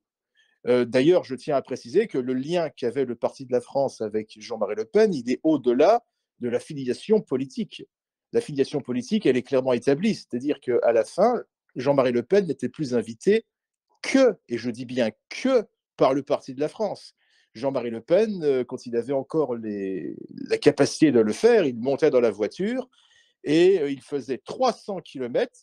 Et là, je reprends ce que disait Alexandre Simoneau tout à l'heure, un peu en début d'émission, c'est qu'il faisait 300 kilomètres pour se retrouver dans un zinc perdu, je ne sais même plus le nom de la commune, dans une commune de quelques habitants de l'Oise ou même du Nord-Pas-de-Calais pour venir manger un sandwich, un jambon beurre et une bière avec des gens, des présidents de troquet qui ne s'attendaient absolument pas à voir débarquer Jean-Marie Le Pen dans leur établissement. Jean-Marie Le Pen se déplaçait aux événements du Parti de la France parce qu'il se reconnaissait dans notre combat et qu'il savait bien que c'était nous seuls qui l'incarnions aujourd'hui. Mais plus que cela, je ne dis pas ça pour faire de la pub, de la publicité à ma boutique, mais à la fin de sa vie, non seulement plus personne n'invitait Jean-Marie Le Pen, mais nous avons été les seuls à avoir apporté un peu de joie et de bonheur auprès d'un homme qui finalement avait été oublié et qu'au final, on n'avait absolument plus le droit de rejoindre. Jean-Marie Le Pen a survécu à la Seconde Guerre mondiale, Jean-Marie Le Pen a survécu à l'Indochine, Jean-Marie Le Pen a survécu à la guerre d'Algérie, il a survécu à plusieurs attentats, à diverses agressions de rue qui lui ont notamment coûté son œil. Il a survécu à tout cela, il a survécu à des trahisons, il a survécu à des trahisons familiales de la part de sa première femme, ensuite d'au moins 2 de ses filles, au moins, mais il n'a pas survécu à quelques mois d'EHPAD. Donc les filles Le Pen qui se plaignent du Parti de la France, qui ont notamment interdit à son président de pouvoir aller rendre un dernier hommage à son père dans une cérémonie qui se voulait publique, eh bien, devraient sans doute se rappeler que nous avons été les seuls à la fin à être présents pour leur papa et à lui apporter un minimum de joie plutôt que des privations. Voilà, donc pour répondre à la question de manière très simple et concise, oui, nous continuerons à honorer la mémoire de Jean-Marie Le Pen. À titre personnel, j'étais le peniste avant même la création du Parti de la France. Je continuerai à être le peniste jusqu'à ma mort et je continuerai à rendre hommage à Jean-Marie Le Pen chaque année.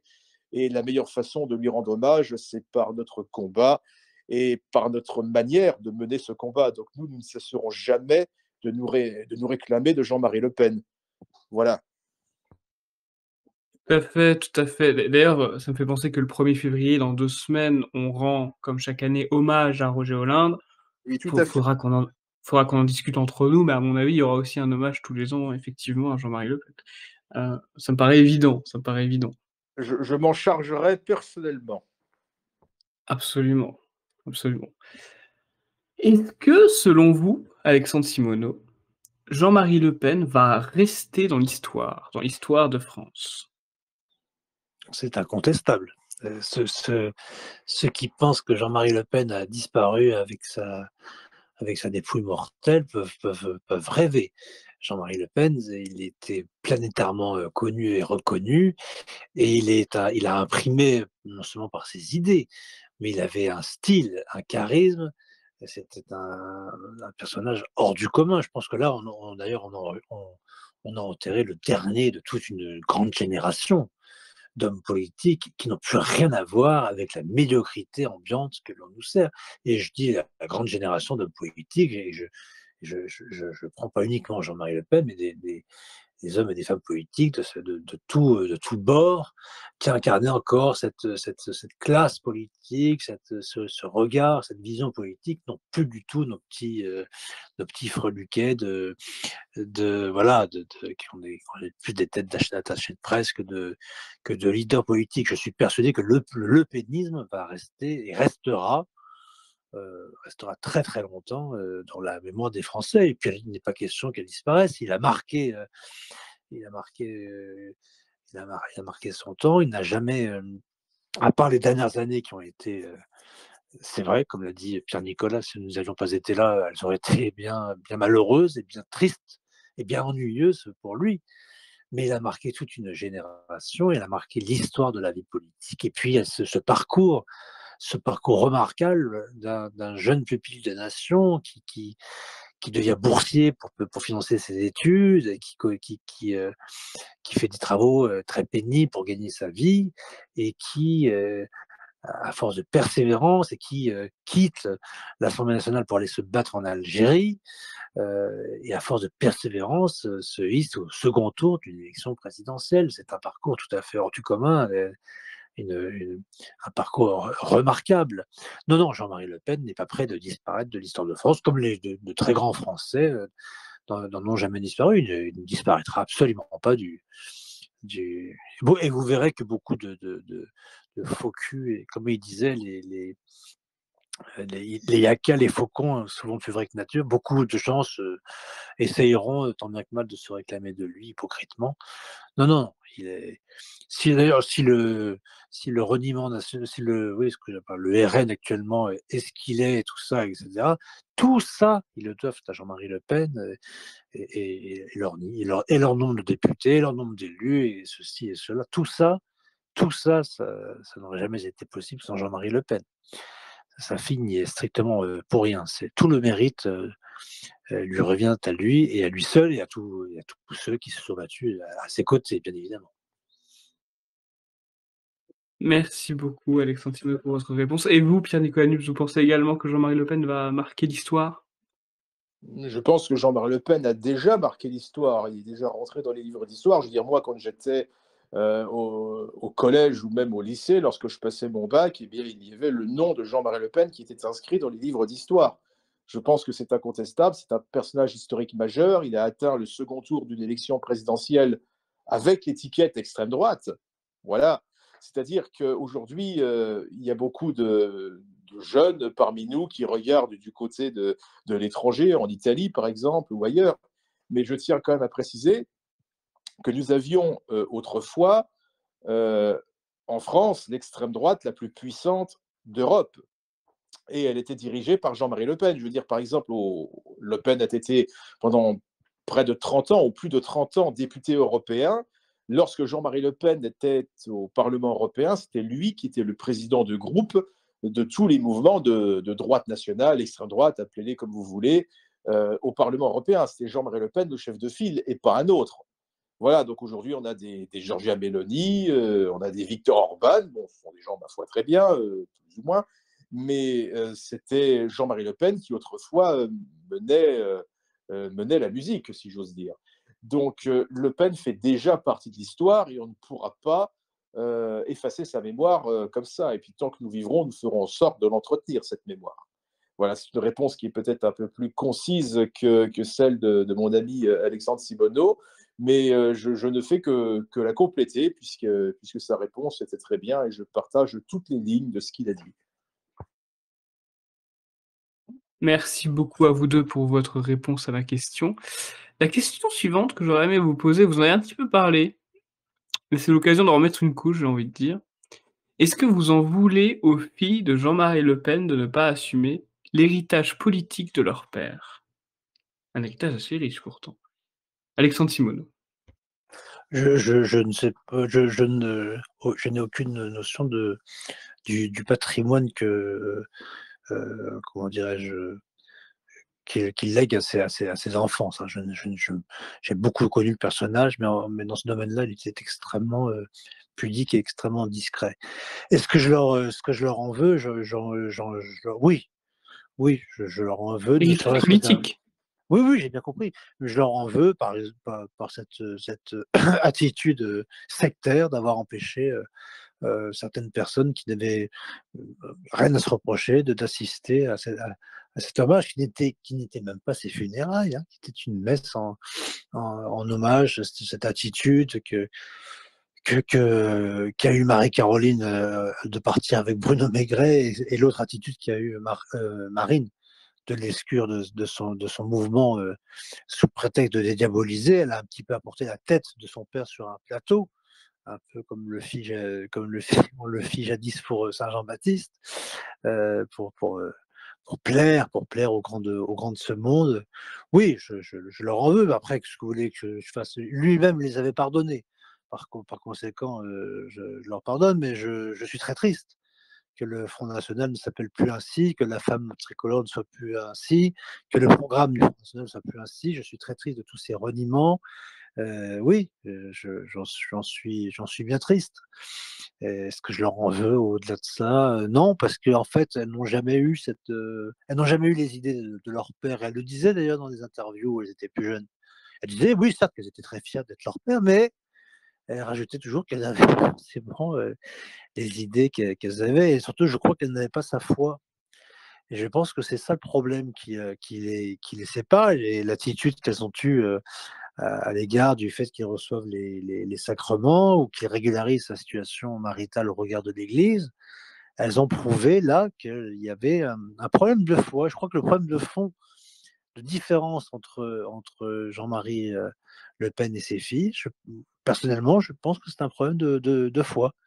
Je pense qu'elles n'ont pas la foi catholique. Elles ont peut-être une foi qui ne regarde qu'elles, et je ne l'ai pas jugé, mais je pense que le problème de fond, il est là. Elles n'ont pas sa foi, sa culture, elles ne s'identifient pas à lui. Alors je pense que c'était très pratique et commode d'être fille de Jean-Marie Le Pen pour des tas de choses, mais sur le fond et sur le fond politique, que je que j'associe toujours au fond idéologique et religieux, culturel, vous l'appellerez comme vous voudrez, je pense qu'elles n'ont pas la même vision et la même sensibilité que leur père, et je pense que c'est ça qui a dû les amener à se distancier de lui politiquement. Après, pour ce qui l'affecte et des rapports personnels, je n'en sais strictement rien, et c'est certainement pas à moi d'en juger, mais je pense qu'il y a un problème de fond qui est voilà, ça n'est pas la même vision des choses.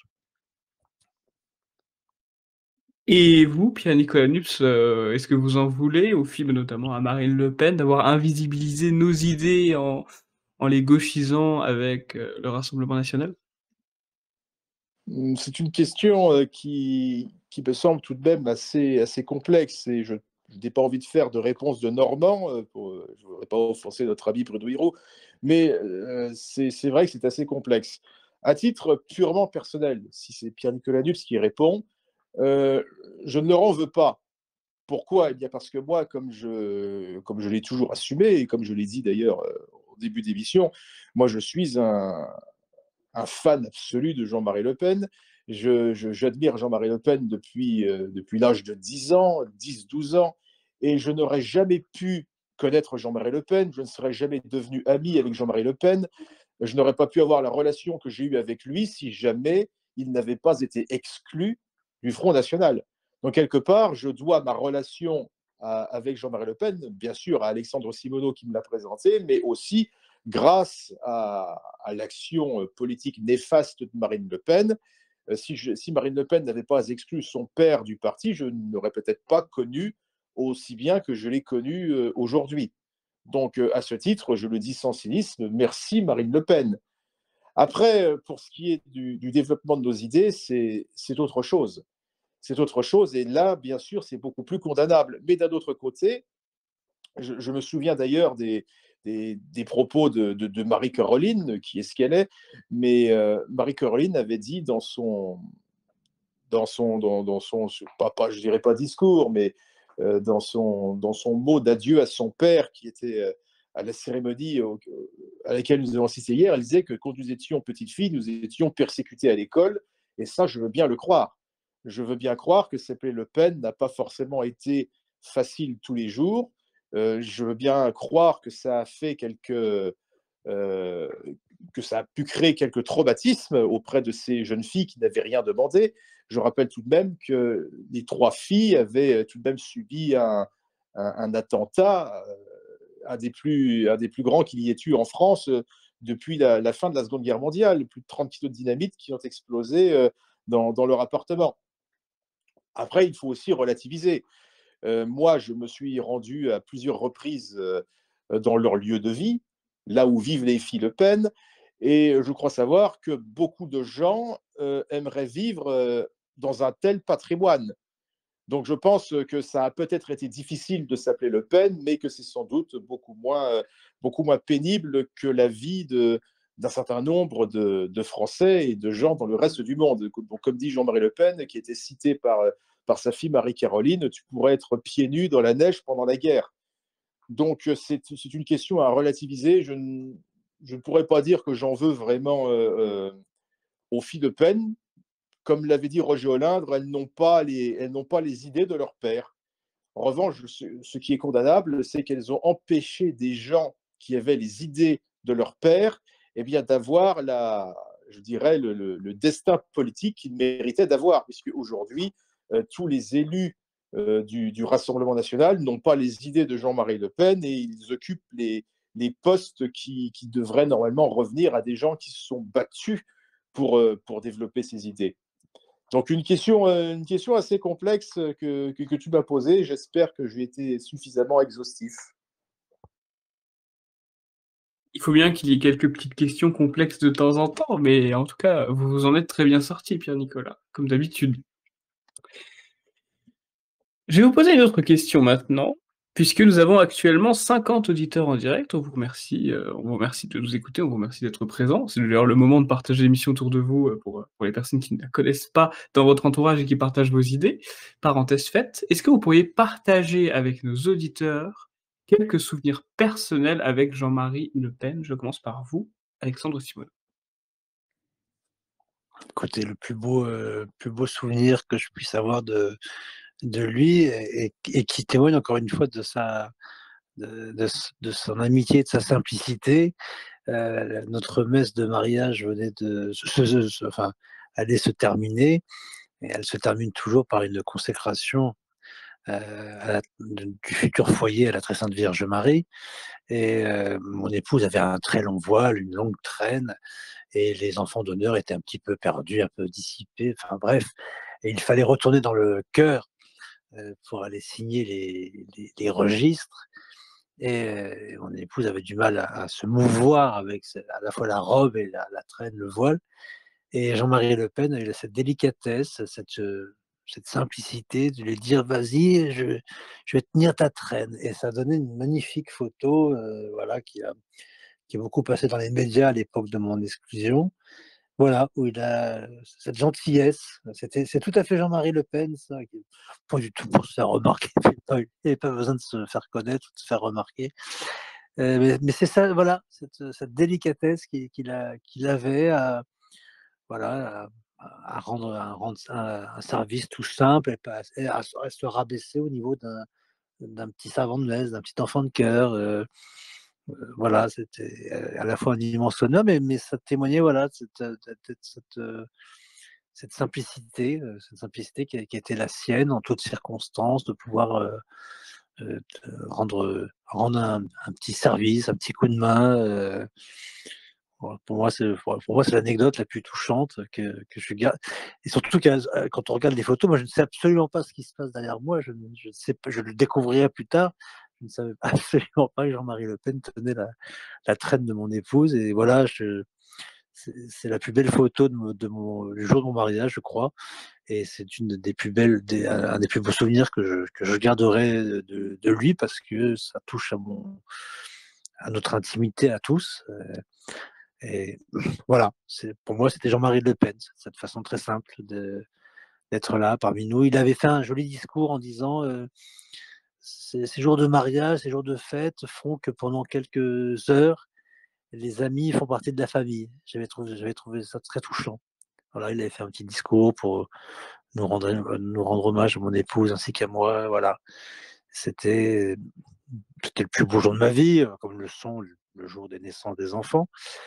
Mais c'est vrai que la présence de Jean-Marie a rajouté une croix de plus sur ce jour-là, pour le sanctifier par sa gentillesse, sa simplicité, et l'honneur qu'il avait fait d'être notre témoin, d'être parmi nous ce jour-là. Voilà un souvenir impérissable, si j'ose dire. Merci beaucoup Alexandre Simoneau pour cette anecdote extrêmement touchante qui, je pense, vous a laissé un souvenir incroyable. Pierre-Nicolas Lux, et vous? Vous avez un souvenir qui vous a marqué? J'en ai plusieurs, mais lesquels sont suffisamment, entre guillemets, «décents» pour pouvoir être partagés publiquement. Je je pense que je vais vous raconter un souvenir que je n'ai jamais raconté publiquement, et c'est un souvenir où il y a non seulement Jean-Marie Le Pen, mais il y a également Marion.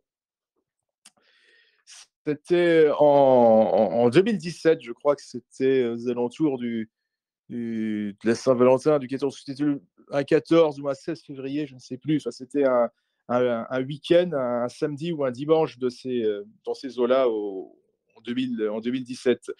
À cette époque-là, Marion était encore membre du Front National, ça s'appelait encore le Front National. Jean-Marie Le Pen avait été fraîchement exclu du parti par sa fille renégate.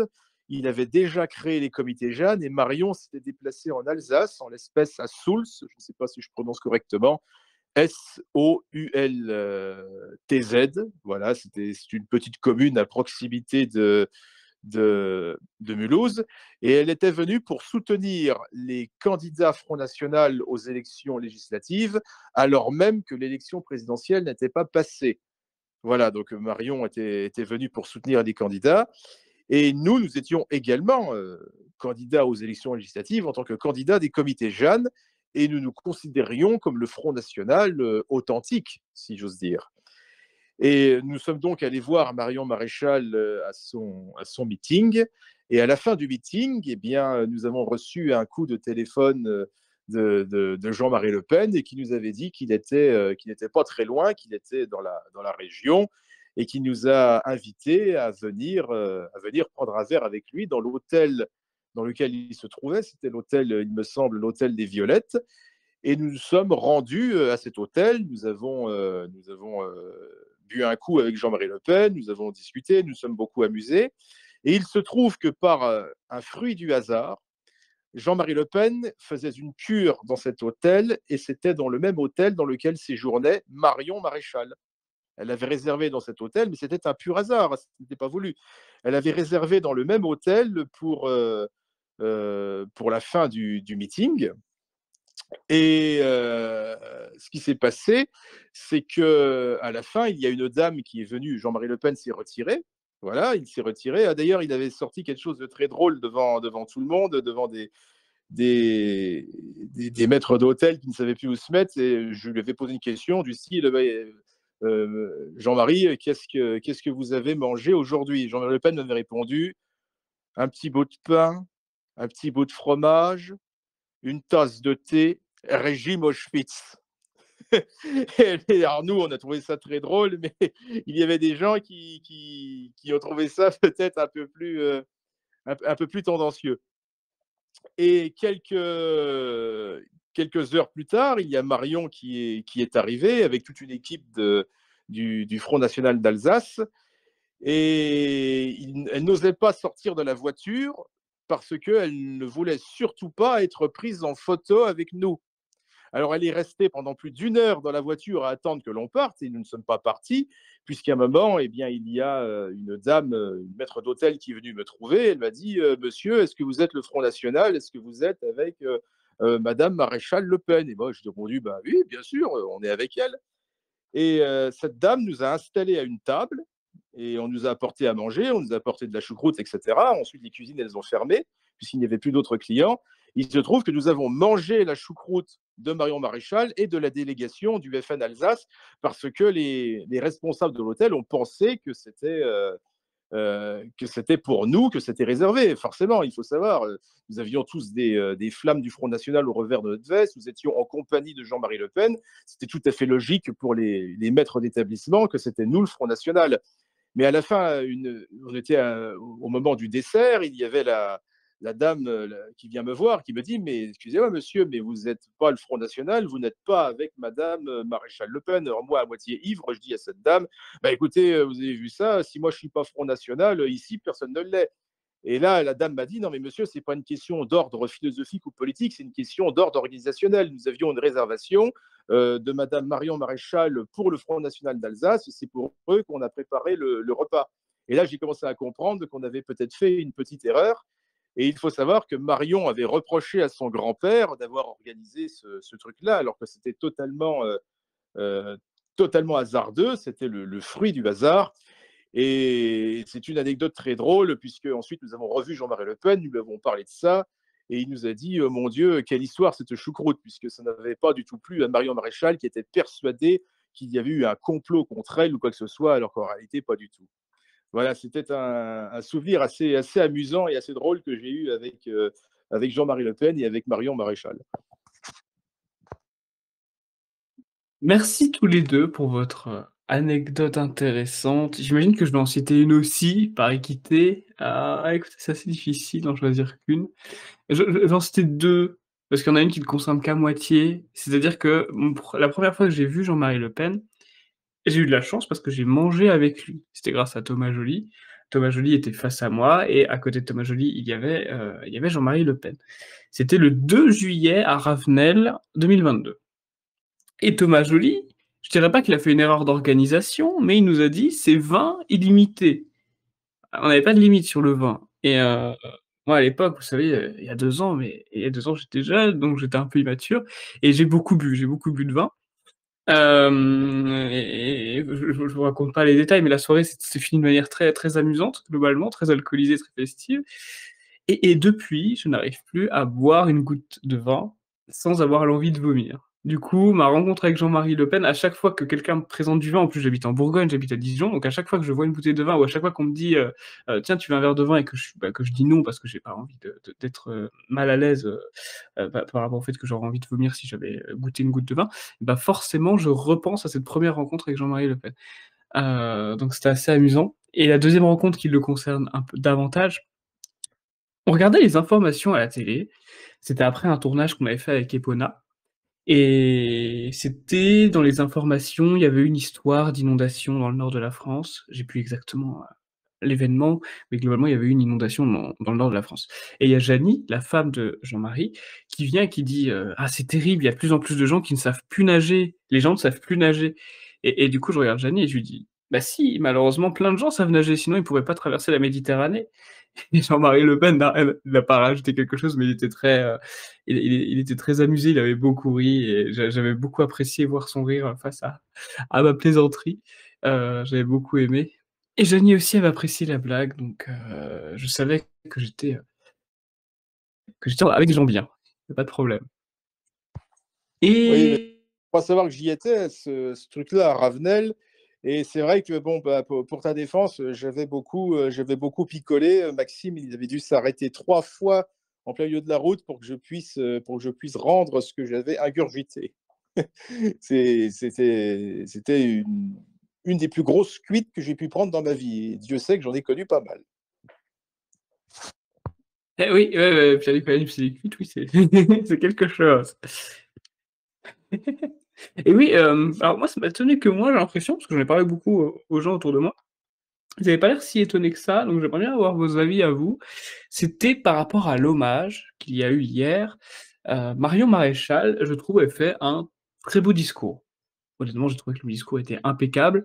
Ça faisait peut-être plus meeting politique effectivement, mais il était inspirant. Ouais, il était inspirant, il était rempli de passion, il racontait pas mal de choses. Et moi, j'ai été étonné que Marine Le Pen n'en fasse pas du tout. Qu'est-ce que vous en pensez, chers invités, du fait que Marine Le Pen ne fasse pas de discours? Elle a peut-être peur de ne pas être aussi bonne que sa nièce. Pas toujours évident. Mais c'est vrai que, Dans bon, quel dans quel sens? moi, je déplore toujours, parce que cela va à l'encontre du droit canonique. Je déplore toujours que les laïcs se permettent de prendre la parole dans les églises et d'y dire un peu tout, je dis pas tout et n'importe quoi, hein, j'ai pas dit ça, mais se permettent de prendre la ça devait être réservé exclusivement aux ecclésiastiques. Ensuite, elle a fait un très beau discours. Bon, est-ce que pourquoi elle n'en a pas fait? Peut-être qu'elle ne l'avait pas préparé, je ne sais pas du tout. Je n'ai pas du tout été dans les coulisses de cette, cérémonie, comme vous le savez. Par conséquent, j'ai pas de réponse là-dessus. Est-ce que Marie ne se retire pas progressivement de la vie politique? C'est possible aussi, hein, elle a été candidate à un certain nombre d'élections. Elle a la menace de ce jugement qui arrive fin mars, il ne faut pas l'oublier dans l'affaire des assistants parlementaires. J'ai pas d'idée là-dessus. J'ai pas d'idée là-dessus, mais c'est vrai que ça ressemblait plus à un discours de meeting politique qu'à un hommage, funéraire. Mais bon, c'était bien de le faire, hein. Elle l'aurait pas fait, on aurait reproché. Elle le fait, on reproche. Non, bon, je crois que chacun est resté à sa place. Après, tout le monde ne pouvait pas prendre la parole, puisque ça aurait peut-être que les choses ont dû se décider comme ça. J'ai pas d'idée là, sur la chose, hein, mais en tout cas, c'est vrai que ça faisait plus meeting politique que messe, hommage, enfin, je sais pas comment on dit. Moi, je dis messe, pour le repos de l'âme de Jean-Marie Le Pen. Et vous, Pierre-Nicolas Lluch, ça vous a un peu étonné que Marine ne prenne pas la parole à ce moment-là? J'en ai rien à foutre, Alex. Question suivante. Je n'écoute pas ce que dit. Ça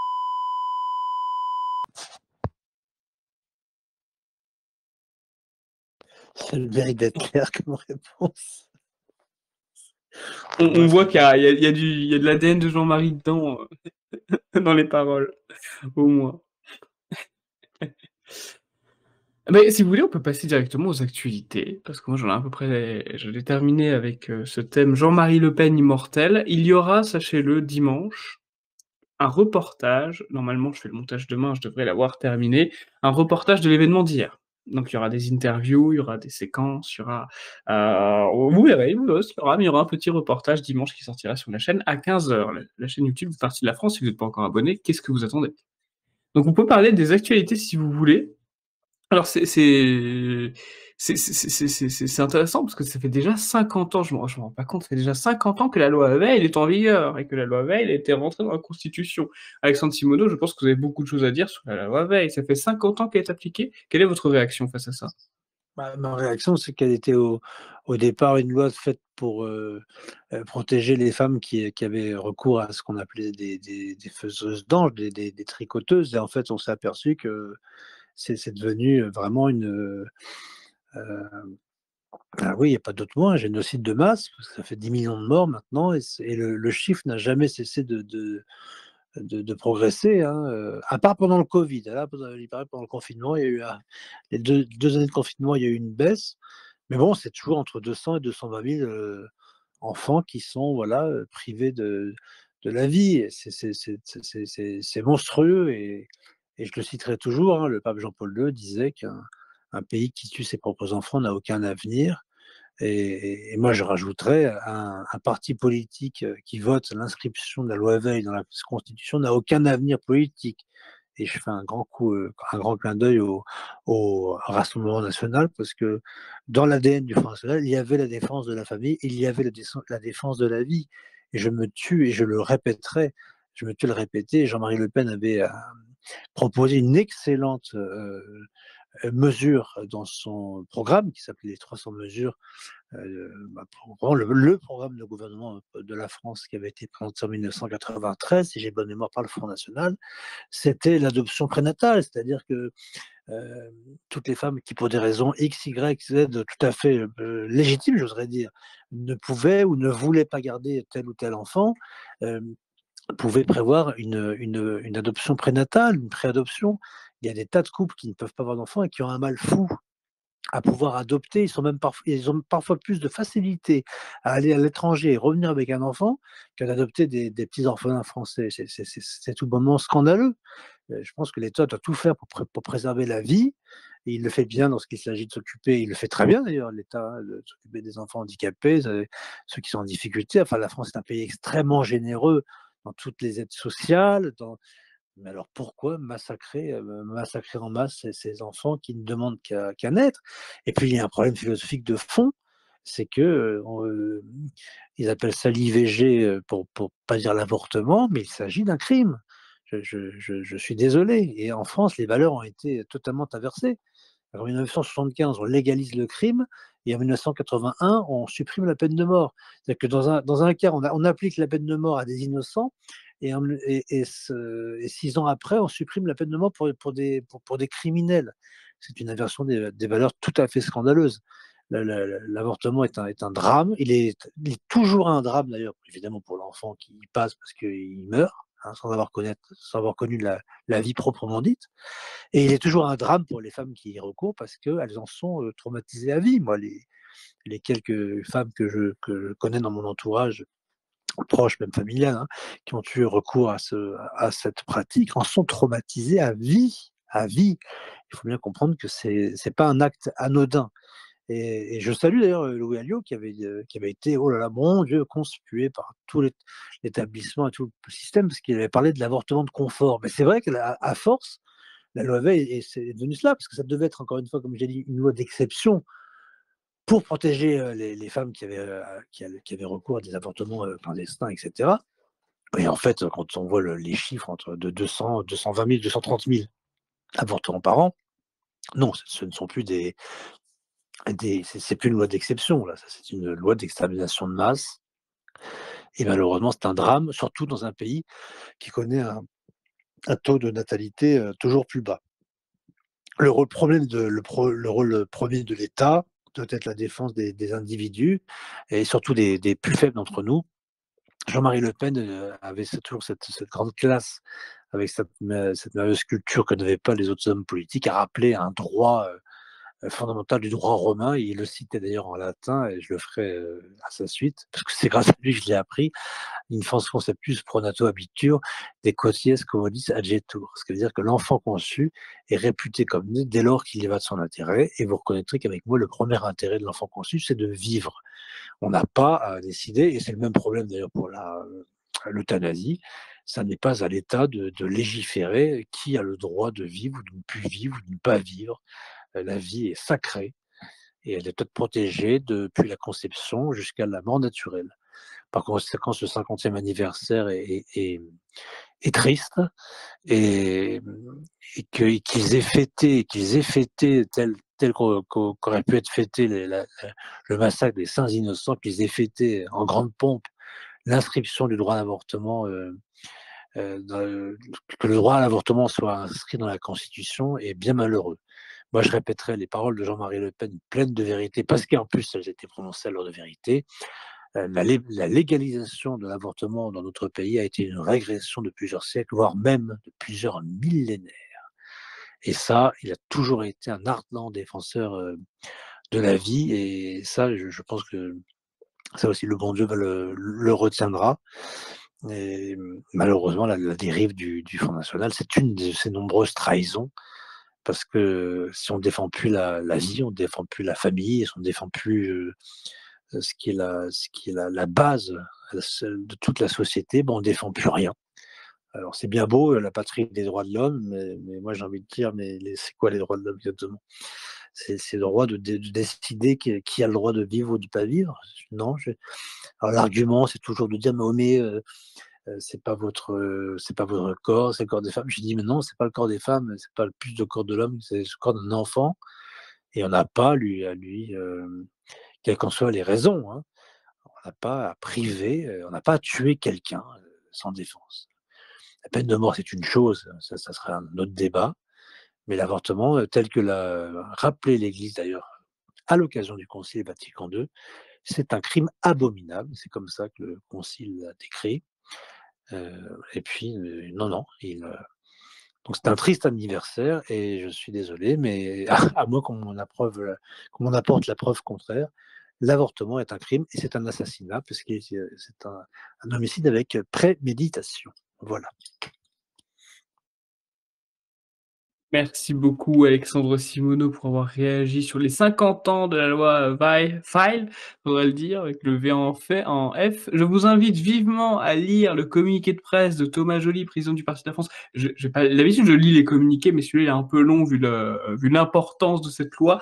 Donc, je m'inviterai à le lire en entier, juste lire le dernier paragraphe pour vous donner l'eau à la bouche. L'avortement légalisé n'est pas un progrès, mais un recul. Il est temps de tourner cette page sombre de notre histoire et de réaffirmer la primauté de la vie humaine. L'avenir de notre civilisation en dépend. Voilà, j'espère que ça vous donnera envie d'aller lire ce communiqué de presse qui était très bien, je l'ai bien apprécié. Oui, vous avez peut-être vu, Pierre-Nicolas Nups, que Donald Trump envoie des ambassadeurs à Hollywood. Je ne sais pas si vous avez vu cette actualité. Non, mais pourquoi est-ce que je devrais réagir là-dessus? Bon, Parce d'accord. que vous êtes le premier, comment je pourrais dire, soutien de Trump en France, il me Oui, semble, avec le en quoi comité. est-ce que c'est une mauvaise chose qu'il envoie des ambassadeurs à Hollywood? Mais je me dis que c'est une mauvaise chose. Ah, mais je suis désolé, je ne l'ai pas suivi, mais je souhaiterais tout de même rebondir sur ce que disait Alexandre Simoneau tout à l'heure. Alors, bien sûr, il va de soi que je partage ses opinions sur l'avortement, mais j'aurais quelques données à y ajouter. C'est que l'avortement est à la fois une régression civilisationnelle et philosophique, mais l'avortement est également remboursé par la sécurité sociale. Donc ça veut dire que tout le monde est concerné, ça veut dire que tous les gens qui cotisent vont cotiser pour payer cette chose-là, y compris des gens qui sont contre. et qu'un avortement, cela coûte en moyenne 400 balles, 400 à 450 euros par IVG, par avortement. Il y en a plus de 230 000 par an, donc cela nous coûte à peu près plus de 400 000 euros par année. L'avortement est non seulement une régression civilisationnelle, c'est un crime contre notre peuple et contre Dieu, mais ça ruine également notre pays. Ça, il faut bien le rappeler. Et au-delà de ça, je rappelle, Alexandre Simoneau l'a très bien fait, il avait dit que le Front National était un adversaire historique de la loi Veil, ce qui est vrai. Et je rappelle que Jean-Marie Le Pen, quand il était beaucoup plus jeune, se déplaçait en personne dans les meetings de Madame Veil pour, entre guillemets, bordéliser ceci et se faire entendre. Donc nous sommes effectivement des héritiers de ce mouvement historique de lutte contre l'avortement. Et ça m'avait beaucoup amusé lorsque j'ai entendu un 1er mai, Madame Montel, qui aujourd'hui n'est plus rien, elle était partie avec Florent Philippot, elle a quitté Florent Philippot. Madame Montel avait déclaré, juste après avoir honoré Sainte Jeanne d'Arc, elle avait déclaré qu'après tout, le Front National a toujours été pour l'avortement et la liberté des femmes de disposer de leur corps. Alors, Madame Montel méconnaissait l'histoire du Front National, ce n'est pas très étonnant, et je ne suis pas sûr que Madame Montel, quand on la regarde, ait été un très bon argument pour défendre la liberté des femmes de disposer de leur corps, puisque, objectivement, Madame Montel a connu toute sa vie la liberté de disposer de son corps, et on a bien vu ce que ça a donné. Effectivement, effectivement. Une actualité un peu plus amusante que la loi, que cette loi, ça va pas être très compliqué. J'étais hier avec, Thomas Joly et j'hésite. Normalement, nos chemins devaient se séparer à la base, mais je me suis dit: «Vas-y Thomas Joly, je te raccompagne, jusqu'au quai de la gare. Ça me fait plaisir de te voir et j'ai un peu de temps devant moi». Donc je l'accompagne jusqu'à la gare du Nord, jusqu'à son quai pour prendre son train et qui est-ce qu'on croise? On croise le député de la France insoumise, François Ruffin, voilà, qui prenait, probablement le même train, il était vraiment pas loin et du coup, on le voit, on dit, à François Ruffin, «Ah bonjour monsieur Ruffin, est-ce que c'est possible de prendre une photo?» Et on sent qu'il est pas très à l'aise. Il regarde beaucoup mon pins, parce que j'avais l'hexagone de fer à ce moment-là. Il me dit: «C'est quoi ce pin? C'est quoi ce pin?» Et au-delà de ça, on avait quand même les livres, donc ça, je sais pas s'il l'a vu, mais il a dû le voir après avoir fait les photos. On avait quand même les livrets, avec la tête de Jean-Marie Le Pen floquée en gros. Donc je prends une photo, où on voit Thomas Joly et François Ruffin. J'en profite pour faire la mienne aussi pour m'amuser et forcément, bah, Thomas Joly, vous savez, Thomas Joly, c'est quelqu'un qui a beaucoup d'humour, et c'est bien de travailler avec des gens qui ont de l'humour, hein. Je vous conseille vraiment d'avoir des collaborateurs qui ont un bon humour et il publie sur les réseaux une photo de lui et de Ruffin en disant, voilà: «L'ouverture d'esprit, de l'extrême gauche, Jean-François Ruffin». Il l'a très mal pris, François Ruffin, pardon, il n'y a pas de Jean-François. Il l'a très mal pris sur Twitter, il a dit, «Ah facho, vous avez fait exprès de manipuler, merci de supprimer la photo». Bref, et Ruffin l'a mal pris, mais ça a un peu tourné. Je sais que François Ruffin, dans le milieu de la gauche, il a déjà la réputation d'être quelqu'un de relativement de droite, enfin de droite, pour eux, hein, dans leur référentiel. Donc il a déjà un petit peu une épée de Damoclès auprès de certains de ses collègues. Je sais pas, parce que je sais que la politique, c'est un peu un monde de requins. Vous savez, quand j'étais au Front National, les élus, ils s'amusaient à se prendre les photos compromettantes entre eux, et ils l'envoyaient à Marine Le Pen pour les faire désinscrire des listes pour avoir une meilleure place, pour être plus éligible. C'était comme ça dans ma région. À mon avis, ça doit fonctionner partout de la même manière. Donc je ne sais pas si certains de ses collègues vont saisir cette photo pour lui nuire, mais ce serait pas impossible du tout, vu comment marche la politique. Ah, je vois que vous avez allumé votre microphone, allez-y. Oui, j'ai vu cette publication et j'ai vu que François Ruffin avait réagi sur Twitter en disant quelque chose du style Monsieur le facho, vous avez profité du fait que je ne vous connaissais pas pour pouvoir me prendre, enfin, se prendre en photo avec moi. Il déplorait les méthodes, etc., etc., etc. Donc moi, ce que j'avais envie de répondre à François Ruffin, si je pouvais lui répondre, c'est que François Ruffin, apparemment, il ne connaît pas les présidents des mouvements politiques qui officient dans sa circonscription. Ben, c'est un problème, ça veut dire qu'il ne connaît pas, il ne connaît pas les électeurs de la circonscription dans laquelle il est élu. C'est quelqu'un qui est encore une fois complètement déconnecté de la vie politique locale. C'est en tout cas l'idée qui me vient à l'esprit lorsque je vois cette polémique. C'est vrai que j'ai trouvé bizarre qu'ils reconnaissent pas, Thomas Joly. Il était plus concentré sur mon pins que sur la tête de Thomas Joly quand même. Ils viennent de la même région. Donc c'est vrai que ça m'a quand même un peu étonné. Ça m'a un peu étonné ça, ouais. Après oui, bon, c'est la gauche caviar, comme on dit. Je trouve personnellement sa réaction ridicule et qu'il aurait mieux fait de pas réagir du tout. Puis voilà, Supprime.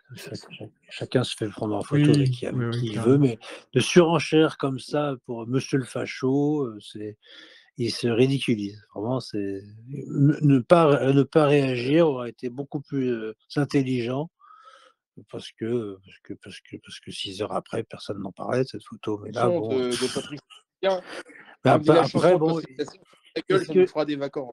est-ce que juridiquement, il a le droit de demander à ce qu'on retire une photo à laquelle il s'est volontiers et à laquelle il a donné son plein et entier consentement? Bon, écoutez, c'est un gars, il est Non, majeur et vacciné, alors s'il a accepté de prendre une photo, après s'il ne reconnaît pas les gens, bah, tant pis pour lui. Mais je crois que Frédéric Chatillon avait joué à ça avec quelques personnalités aussi de la gauche qu'il ne connaissait pas. Il avait fait quelques petites collections de selfies ou de portraits, comme on dit maintenant. C'est toujours rigolo de les piger et surtout de voir comment ils réagissent encore plus stupidement que de la façon dont ils sont fait avoir. Et du coup, bah, Thomas Joly lui a répondu: «Sans rancune mon frère», comme si Thomas Joly enfin je sais pas, mais il aurait dû se renseigner un peu sur le parti de la France en regardant après la photo, Mais comme surtout si on pas allait réagir, ça avoir sert à rien. peur.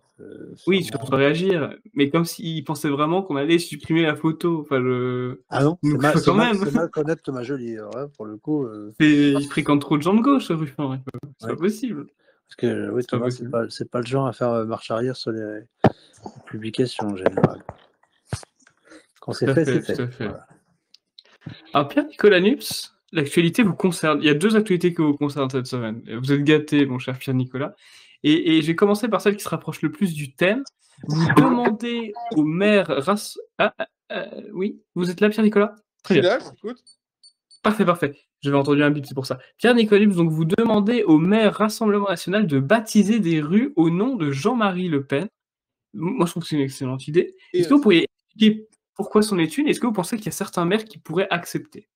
c'est inexact. Je n'ai pas demandé au maire Rassemblement national de baptiser des rues au nom de Jean-Marie Le Pen. J'ai dit que ça serait bien qu'ils le fassent, qu'ils utilisent enfin leur maigre pouvoir administratif pour faire enfin quelque chose d'utile, au moins symboliquement, c'est-à-dire de donner une nom de rue, ou mieux d'une avenue, peut-être d'un parc, ou que sais-je encore, euh, du moins le nom d'un grand Français qui est désormais disparu, qui appartient désormais à l'histoire, qui a voué sa vie au service de la France et qui est quand même le président, le fondateur du mouvement duquel ils tirent leur prébande aujourd'hui. La moindre des choses, c'est qu'ils nomment une rue au nom de cet homme-là, et que s'il ne le faisait pas, eh bien, cela serait vraiment décevant. Je veux dire, au bout d'un moment, ça serait bien qu'ils sortent de leur petite polémique de savoir comment est-ce qu'ils vont fleurir les jardins municipaux, des polémiques administratives sur le ramassage des crottes de chiens ou que sais-je encore. Voilà, j'ai surtout dit que ça serait bien qu'ils fassent ça. Je trouve que c'est une bonne idée, je pense qu'Alexandre Simoneau, vous seriez pas contre un petit boulevard Jean-Marie Le Pen, à Taverny? À Taverny, je pense que ça serait inenvisageable avec la mairesse Portelli que nous avons à l'heure actuelle, qui est une anti-Le Pen virulente. Après, concernant les maires RN, la suggestion de notre ami Nux est excellente. En revanche, lequel prendra le risque? Peut-être, je crois que même Louis Alliot en a parlé à Perpignan, mais je vois mal les autres prendre ce risque-là parce que vu la pression qui pèse sur. Je rappelle que les municipales ont lieu l'année prochaine. Et lequel de ces maires aura-t-il le courage de proposer, après c'est le conseil municipal qui vote, lequel de ces maires aura-t-il le courage de proposer cela à un an des élections, donc à un an de l'investiture, de la non-investiture du mouvement qui est le leur. Ah, ça serait intéressant à voir. L'idée était de leur suggérer cela, ce qui est la moindre des choses, parce que c'est un grand Français qui vient de partir. Mais ça serait intéressant de leur faire peut-être même une lettre ouverte à chacune et à chacun d'entre eux pour voir quelle serait leur réponse. Ils seraient bien embarrassés parce que d'un côté, ils auraient quand même envie, j'imagine. Peut-être pas Monsieur Briouat dans le Nord quand même, on peut faire quelques exceptions. Mais je pense qu'ils d'un côté, ils auraient envie et de l'autre côté, ils pensent à leur investiture et je pense que j'ose imaginer que des consignes vont être données, pour s'opposer à ce que l'on donne un nom à la diabolisation de laquelle, ils se sont dédiabolisés, voilà, pour reprendre leurs termes. Merci beaucoup Alexandre Simoneau. Et l'actualité suivante, excusez-moi, vous reconcerne de nouveau Pierre-Nicolas Nupes. Et oui, vous avez remporté votre procès contre Bilal Hassani. Alors, je sais qu'il s'est passé des choses très intéressantes, je vais vous laisser me raconter ça. Est-ce que vous pourriez nous raconter effectivement ce procès où je crois que Bassem était lié aussi, non? Si je m'abuse? Oui, j'ai été, poursuivi parce que l'on me reprochait, je dis bien parce que l'on me reprochait, d'avoir publié, un tweet, l'année dernière, quant à sa venue dans une basilique de Metz pour s'y produire en tant qu'artiste, pour ne pas employer un autre mot. Et on me reprochait d'avoir déclaré sur Twitter, je cite, et je prends encore des risques. D'ailleurs, non, je ne vais pas me citer parce que je vais éviter de me retrouver encore une deuxième fois au tribunal. Enfin, en tout cas, j'avais vertement critiqué la venue de. On me reprochait d'avoir vertement critiqué la venue de Bilal Hassani, ce que j'ai contesté, évidemment. Et le procureur de la République avait requis à mon encontre 4 mois d'emprisonnement avec sursis. Je ne sais pas si tu te rends compte du délire. Enfin, il y a des gens pour des viols ou des agressions très graves, etc. Ils n'ont absolument rien du tout. Et pour moi, juste pour quelques propos sur Bilal Hassani, on avait demandé 4 mois de prison ferme. Or, il y avait un certain nombre de vices de procédure que j'ai soulevés, à commencer par le fait que je n'avais pas été formellement identifié. Je ne vais pas raconter tous les détails juridiques de cette affaire, mais il n'y avait absolument rien qui tenait la route. J'ai envoyé donc un mémoire en défense pour me défendre de ces accusations. Et finalement, j'ai obtenu une relaxe devant la 17e chambre correctionnelle en première instance, donc pas besoin de faire d'appel.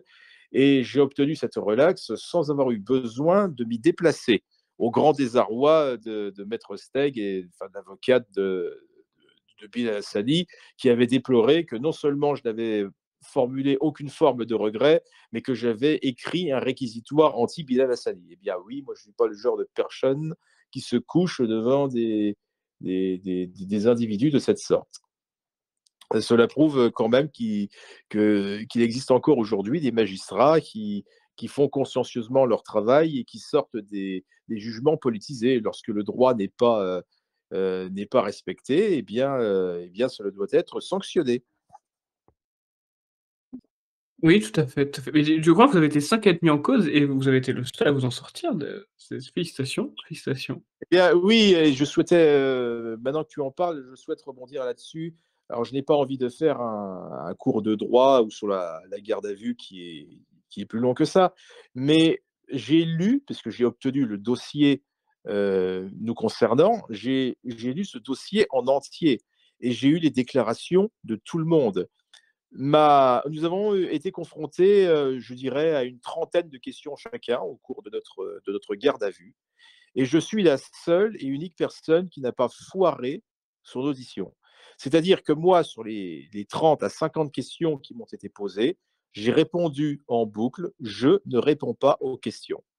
À la totalité des questions qui m'ont été posées, j'ai répondu, je ne réponds pas aux questions, alors que les autres prévenus, ils n'ont même pas cherché à résister une seule petite seconde. Alors, quand je dis résister, c'est pas être insolent, insulter les policiers, faire des tentatives d'intimidation ou quoi que ce soit, ou faire preuve de politesse narquoise. C'est simplement de ne pas répondre aux questions.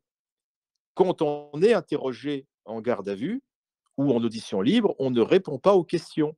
Et c'est pas la question de jouer aux malfrats, aux voyous, aux gangsters ou à que sais-je encore. C'est que les policiers qui ont des questions à vous poser, eh bien, ne vous relâcheront pas tant qu'ils ne vous auront pas posé toutes les questions qu'ils ont à vous poser. Et plus vous leur fournissez des réponses qui sont longues, plus ils mettent du temps à les écrire, et plus ils mettent du temps à les écrire, et plus vous faites durer la durée de votre mesure de garde à vue ou d'audition. Donc, il est dans votre intérêt personnel de ne pas y répondre, ne serait-ce que par rapport au temps que vous passez dans les bureaux de la police. Et ensuite, la totalité des réponses que vous leur faites eh bien, seront utilisées contre vous. Moi, on ne pouvait pas les utiliser contre moi, étant donné que je n'ai absolument pas répondu. Oui, c'est ça, la garde à vue, ça consiste à faire leur boulot à remplir les éléments dans le dossier à la place des enquêteurs. Tout à fait. Bah, c'est pour ça que pour la fiche «Donnons un avenir aux enfants blancs», on s'en est sorti parce qu'aucun d'entre nous n'avait parlé pendant la garde à vue, justement. Sinon, il y aurait Absolument. probablement eu des voilà. Alors pardon pour le cours de droit, mais il y a un principe essentiel dans le droit pénal français, c'est la présomption d'innocence. Ce n'est pas à vous de démontrer que vous n'avez rien fait, c'est à l'accusation de démontrer que vous avez fait quelque chose qui est contre la loi.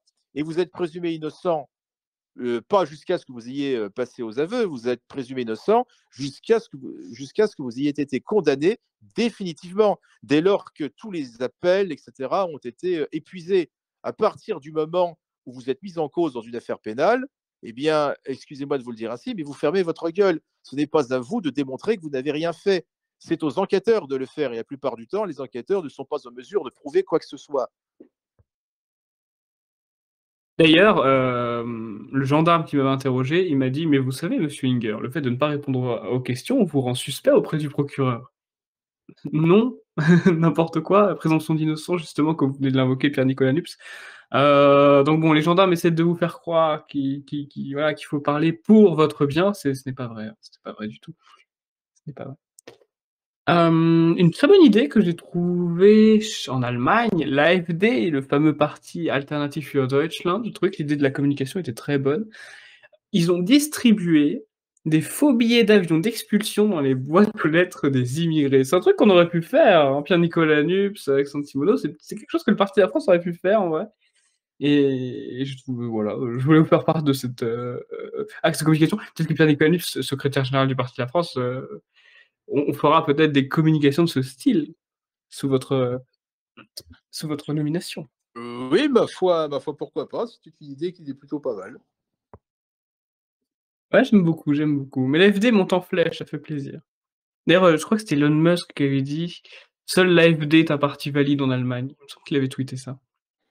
Le Front national, autrefois, distribuait des fausses cartes d'identité, avec marqué spécimen, évidemment, et quand on ouvrait, il y avait tout un argument comme quoi on distribuait la nationalité française à peu près à tout, à n'importe qui, notamment par cet abject et stupide droit du, droit du sol.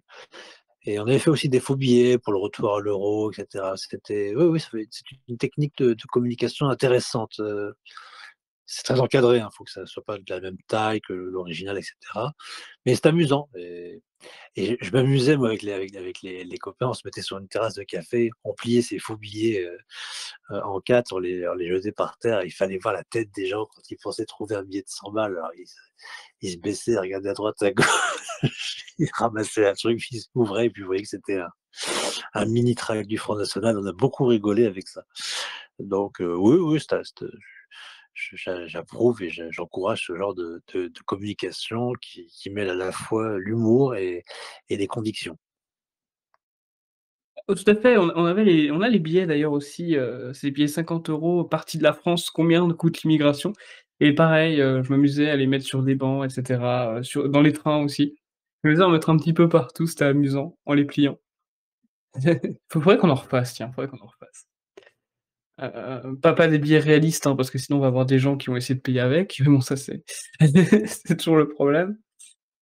Je sais pas si vous avez vu également, François Bayrou a fait un discours de politique générale, et le discours était affligeant. Mais je sais que François Bayrou, je sais qu'il est bègue de base, hein, donc je vais pas me moquer pardon, de son handicap, mais j'ai jamais trouvé que c'était un très très bon tribun. J'ai jamais trouvé que c'était un très très bon orateur. Est-ce qu'on va garder ce Premier ministre encore longtemps, selon vous? Quel est votre avis là-dessus? Est-ce qu'on va retourner dans une instabilité comme à la 4ème République?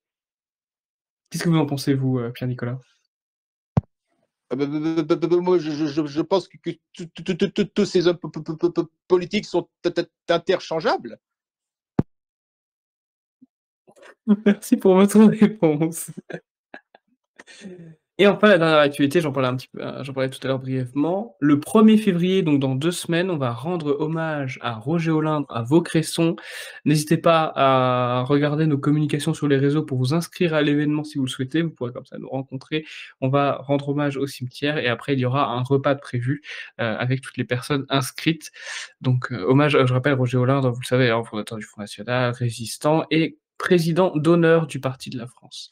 Je pense que vous le connaissez tous, si vous m'écoutez. C'était tout pour moi, je n'avais pas d'autres actualités. Merci beaucoup Pierre-Nicolas Nupes, merci beaucoup Alexandre Simoneau de vous être rendu disponible ce soir. Merci Alex et merci Alexandre et à tous nos auditeurs. Merci à vous deux, merci à tout le monde. Et oui, merci chers auditeurs, n'hésitez pas à faire un tour, vérifier que vous êtes adhérents à jour, sinon il y a un lien dans la description pour adhérer. N'hésitez pas à nous soutenir également. Abonnez-vous à la chaîne YouTube si ce n'est pas fait, ou au canal Telegram si vous êtes sur Telegram, et pensez à parler de l'émission autour de vous. Vous savez, le bouche à oreille, ça marche très très bien, ça marche toujours même avec les méthodes de communication modernes, donc n'hésitez pas à en parler autour de vous, c'est important. Et moi je vous donne rendez-vous la semaine prochaine pour un nouvel épisode du Forum du Parti de la France, et dimanche pour un reportage sur l'hommage qui a été rendu à Jean-Marie Le Pen. Bonne fin de semaine tout le monde. Au revoir. Au revoir.